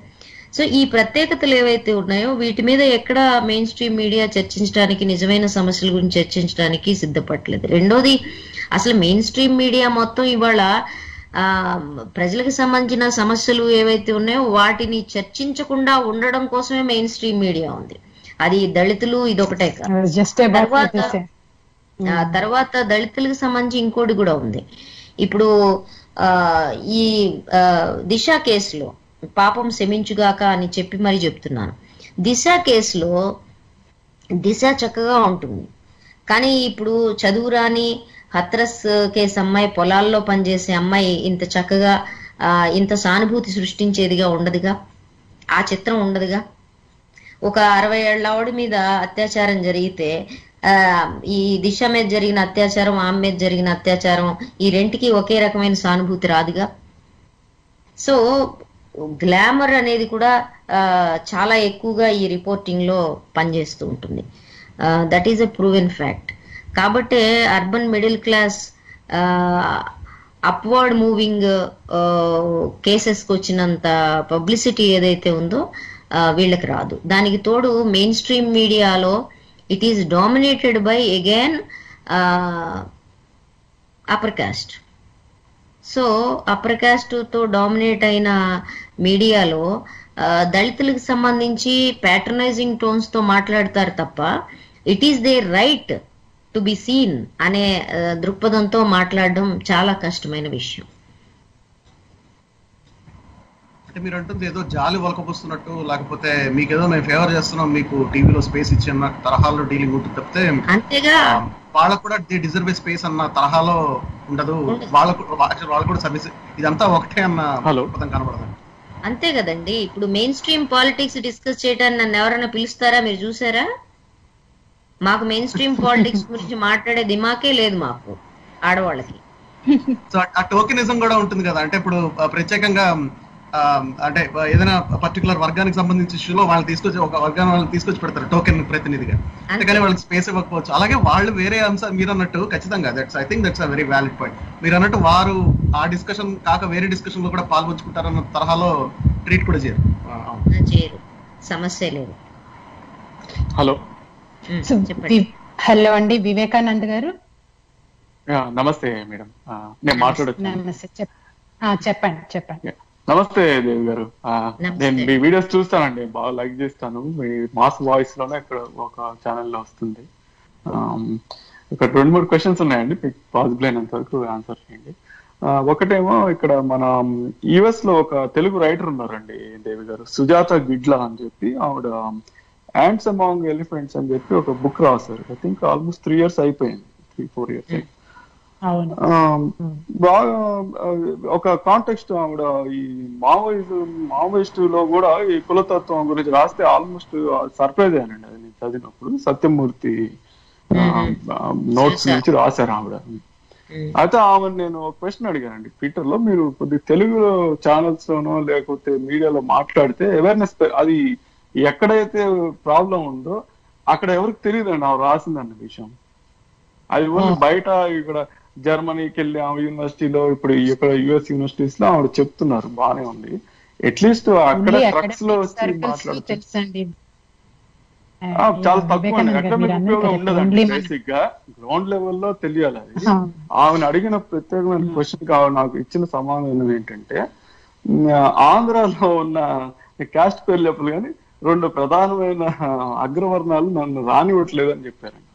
అది చూస్తే ఆవిడ కర్ణాటకకు వచ్చింది, మహారాష్ట్రకు కూడా వచ్చారండి. మరి అంత దారుణంగా ఎట్లా క్రష్ చేస్తున్నారు అసలు. ఇప్పుడు రైటర్లే లేరు ప్రాపర్ గా రాస్తున్న వాళ్ళు. ఉన్న ఒకళ్ళిద్దరిని కూడా కనీసం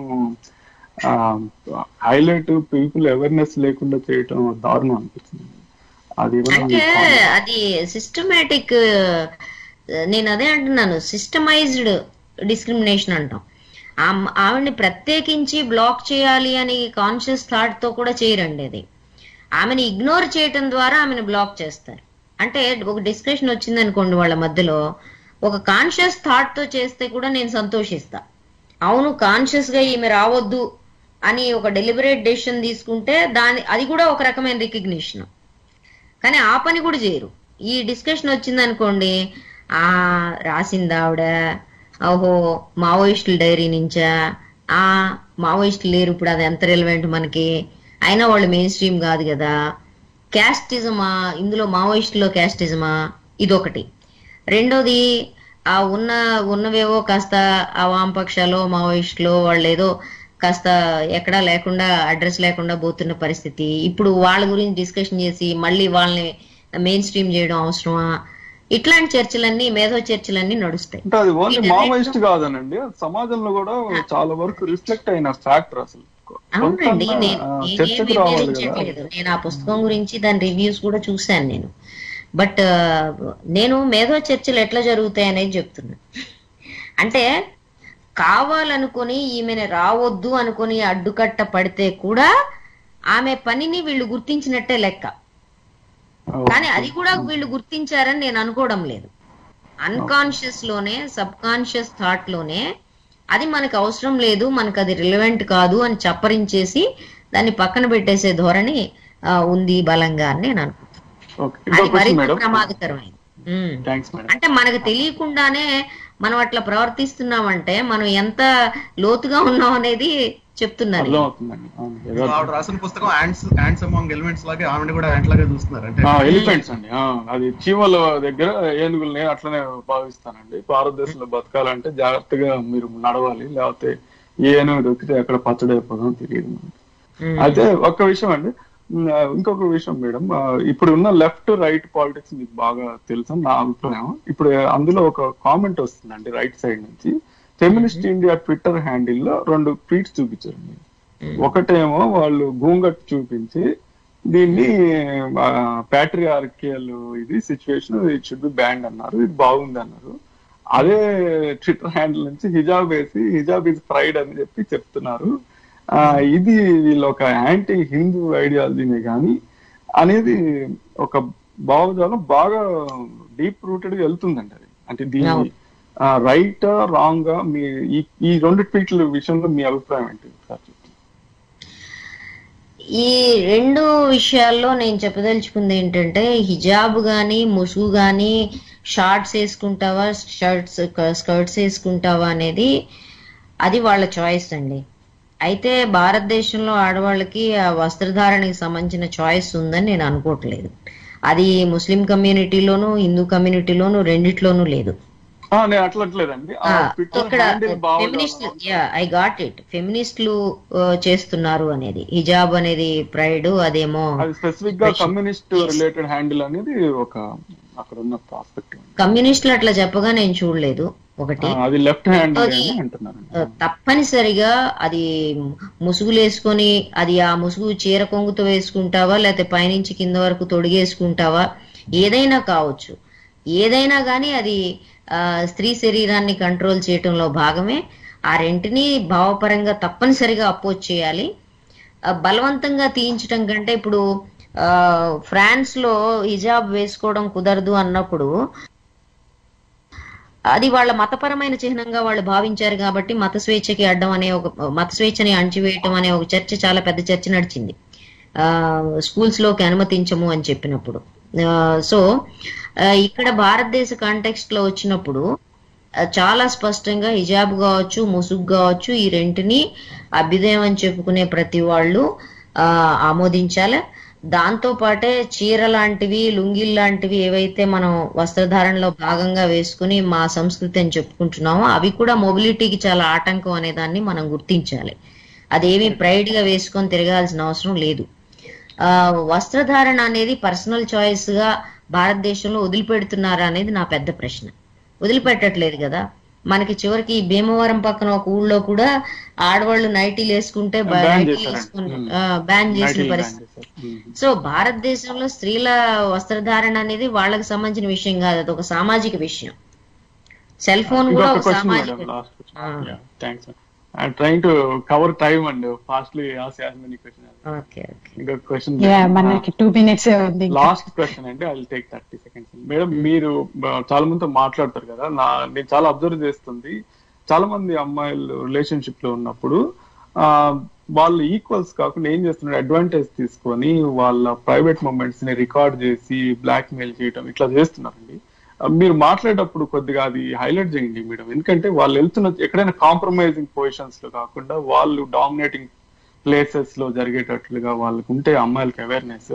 ఎందుకంటే ఇప్పుడు కెమెరా చాలా డిఫికల్ట్ అండి ఐడెంటిఫై చేయటం. అది ఇది కేసెస్ చాలా ఎక్కువ ఉన్నాయండి రికార్డ్ చేయటం, ఎస్పెషల్లీ ఇంజనీరింగ్ కాలేజ్ స్టూడెంట్స్ వీళ్ళు చేస్తున్న ఈ మెనాస్ అసలు న్యూస్ లో చదువుతుంటే ఒక రోజు వస్తుంది ఆర్టికల్ వెళ్ళిపోతూ ఉంటుంది, వాళ్ళ వీడియో రికార్డ్ చేసి మిగతా ఫ్రెండ్స్ కి షేర్ చేయటం. అంటే it just like date rape అంటారండి ఇక్కడ యూఎస్ లో. ఈ తరహా పెరుగుతున్నాయండి. ఈ మధ్య గుంటూరులో కూడా జరిగినది. అది ఎక్కడ పోయిందో తెలియదు, కానీ కనీసం ఒక అవేర్నెస్ సోషల్ మీడియా ఉంది. ఇప్పుడు ఎవరైనా మాట్లాడితే ఎక్కువ అవేర్నెస్ పెరుగుతుంది. అది చాలా ఎసెన్షియల్ ప్రాబ్లం అనిపిస్తుంది. సైబర్ క్రైమ్స్ గా ఇవి పేర్కొంటున్న వాటి సైబర్ క్రైమ్ కూడా కాదండి అది. ఆ వీడియో పెట్టి బ్లాక్ మెయిల్ చేసి ఆ అమ్మాయిని పలువురు స్నేహితుల దగ్గర పంచుకోవటం. అవును అవును. అంటే ఇది ఎక్కడ స్టార్ట్ అవుతుంది, ఈ ప్రేమలకు సంబంధించి వీళ్ళు ఎట్లా ప్రలోభాలకు లోనవుతున్నారు అనే దాని మీద చాలా పెద్ద ఎత్తున కాలేజెస్ అండ్ స్కూల్స్ లో మాట్లాడే ప్రయత్నం చేస్తున్నాం. That including social media contacts, Facebook, వీటిల్లో మోసపోతున్న వాళ్ళు చూశారు కదా. మన మద్రాస్ పక్కన ఊళ్ళో వాళ్ళు 2 ఇంజనీర్లు కలిపి దాదాపుగా 100 మంది అమ్మాయిల్ని ఇట్లా ఫేస్బుక్ పరిచయాల ద్వారా రేప్ చేసిన ఘటన చూసాం కదా. సో అందులో 2 కేసులే రిపోర్ట్ చేయగలిగారు. ఇది హైదరాబాద్ లో 32 మంది టీనేజ్ గర్ల్స్ మీద ఇట్లా జరిగింది. సో ఇది మేము రిపీటెడ్ గా చెప్తా ఉన్నాం, రిపీటెడ్ గా మాట్లాడుతూ ఉన్నాం. పెరగాలండి దేవి గారు సోషల్ మీడియాలో, ట్విట్టర్ లో లేరు మీరు.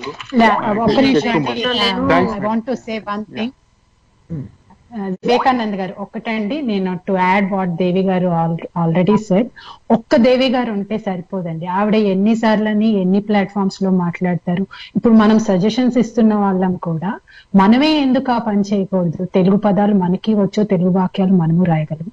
అంత ఎఫెక్టివ్ గా ఆవిడంత ఎఫెక్టివ్ గా మాట్లాడతాను. నేను పెడతానండి, నాకు 700 మంది 1000 మంది ఉన్నారు, అది నేను చేస్తూనే ఉంటాను. బట్ నేను అడుగుతున్న ఒకవేళ వాళ్ళు చేయగలిగితే డెఫినెట్ గా. అంటే very thank you for responding to that. మనం అందరం కూడా చేయాలండి. ఏ స్థాయిలో ఎంతవరకు చేయగలిగితే అంతవరకు చేస్తేనే అప్పుడే ఇది సాధ్యం అవుతుంది. లేకపోతే ఆవిడొక్కరే మాట్లాడాలంటే కరెక్ట్. షూర్ అండి దేవి గారు, వి డిస్కస్డ్ చాలా వివరాలు మనం ఈ రోజు మాట్లాడుకున్నాం. ఎలా అత్యాచారాలకి, కుల వ్యవస్థకి ఎంత దగ్గర సంబంధం ఉంది, ఎంత ఇంటర్ కనెక్టెడ్ గా ఇవన్నీ, అంటే సోషియో ఎకనామిక్, పొలిటికల్, ఇన్ని యాంగిల్స్ లో, బిహేవియరల్, ఎగ్జాక్ట్లీ ఇన్ని యాంగిల్స్ లో మనం ఈ అంశాన్ని స్పృశించాం. కానీ లాస్ట్ లో మనం చెప్పుకున్న మాటలు ఏవైతే ఉన్నాయో, అంటే వీటికి సొల్యూషన్స్ గా మనం చెప్పుకున్న మాటలు నాకు చాలా యునో హోప్. అంటే ఎక్కడైతే మనం సోషల్ మీడియాలో ఇంకా మన ఇంత మీతో మాట్లాడాలనుకున్న లాస్ట్ 3 days లో నేను చాలా తక్కువ టైం పడుకున్నాను. ఎందుకంటే చదువుతా మీరు, ఐ కెన్ ఇమాజిన్, మీరు ఇంత కంటిన్యూస్ గా ఇన్ని ఇయర్స్ నుండి వాళ్ళతో అంత దగ్గరగా పనిచేస్తున్నప్పుడు మీ సిచ్యుయేషన్ ఇంకా ఎలా ఉంటుందో, జస్ట్ ఒక ఇంటర్వ్యూ కోసము ఒక ఫ్యూ డేస్ నుండి వర్క్ చేస్తున్నప్పుడు నాకు అనిపించింది I can't imagine any hope. But ఇప్పుడు ఇక్కడ మాట్లాడుకున్నప్పుడు మనం లాస్ట్ అట్లీస్ట్ 15 minutes లో మాట్లాడుకున్నది, ఎప్పుడైతే మనం సాటి మనిషిని ఒక మనిషిగా గుర్తించగలిగి, మనకి ఏదైనా ఇబ్బంది వస్తే మనం ఎంత బాధపడతామో అంతే బాధ అవతల మనిషి పడతాడు అన్న ఆ చిన్న స్పృహ గనక మనకుంటే ఈ సొల్యూషన్ అంత కష్టతరమైంది కాదు.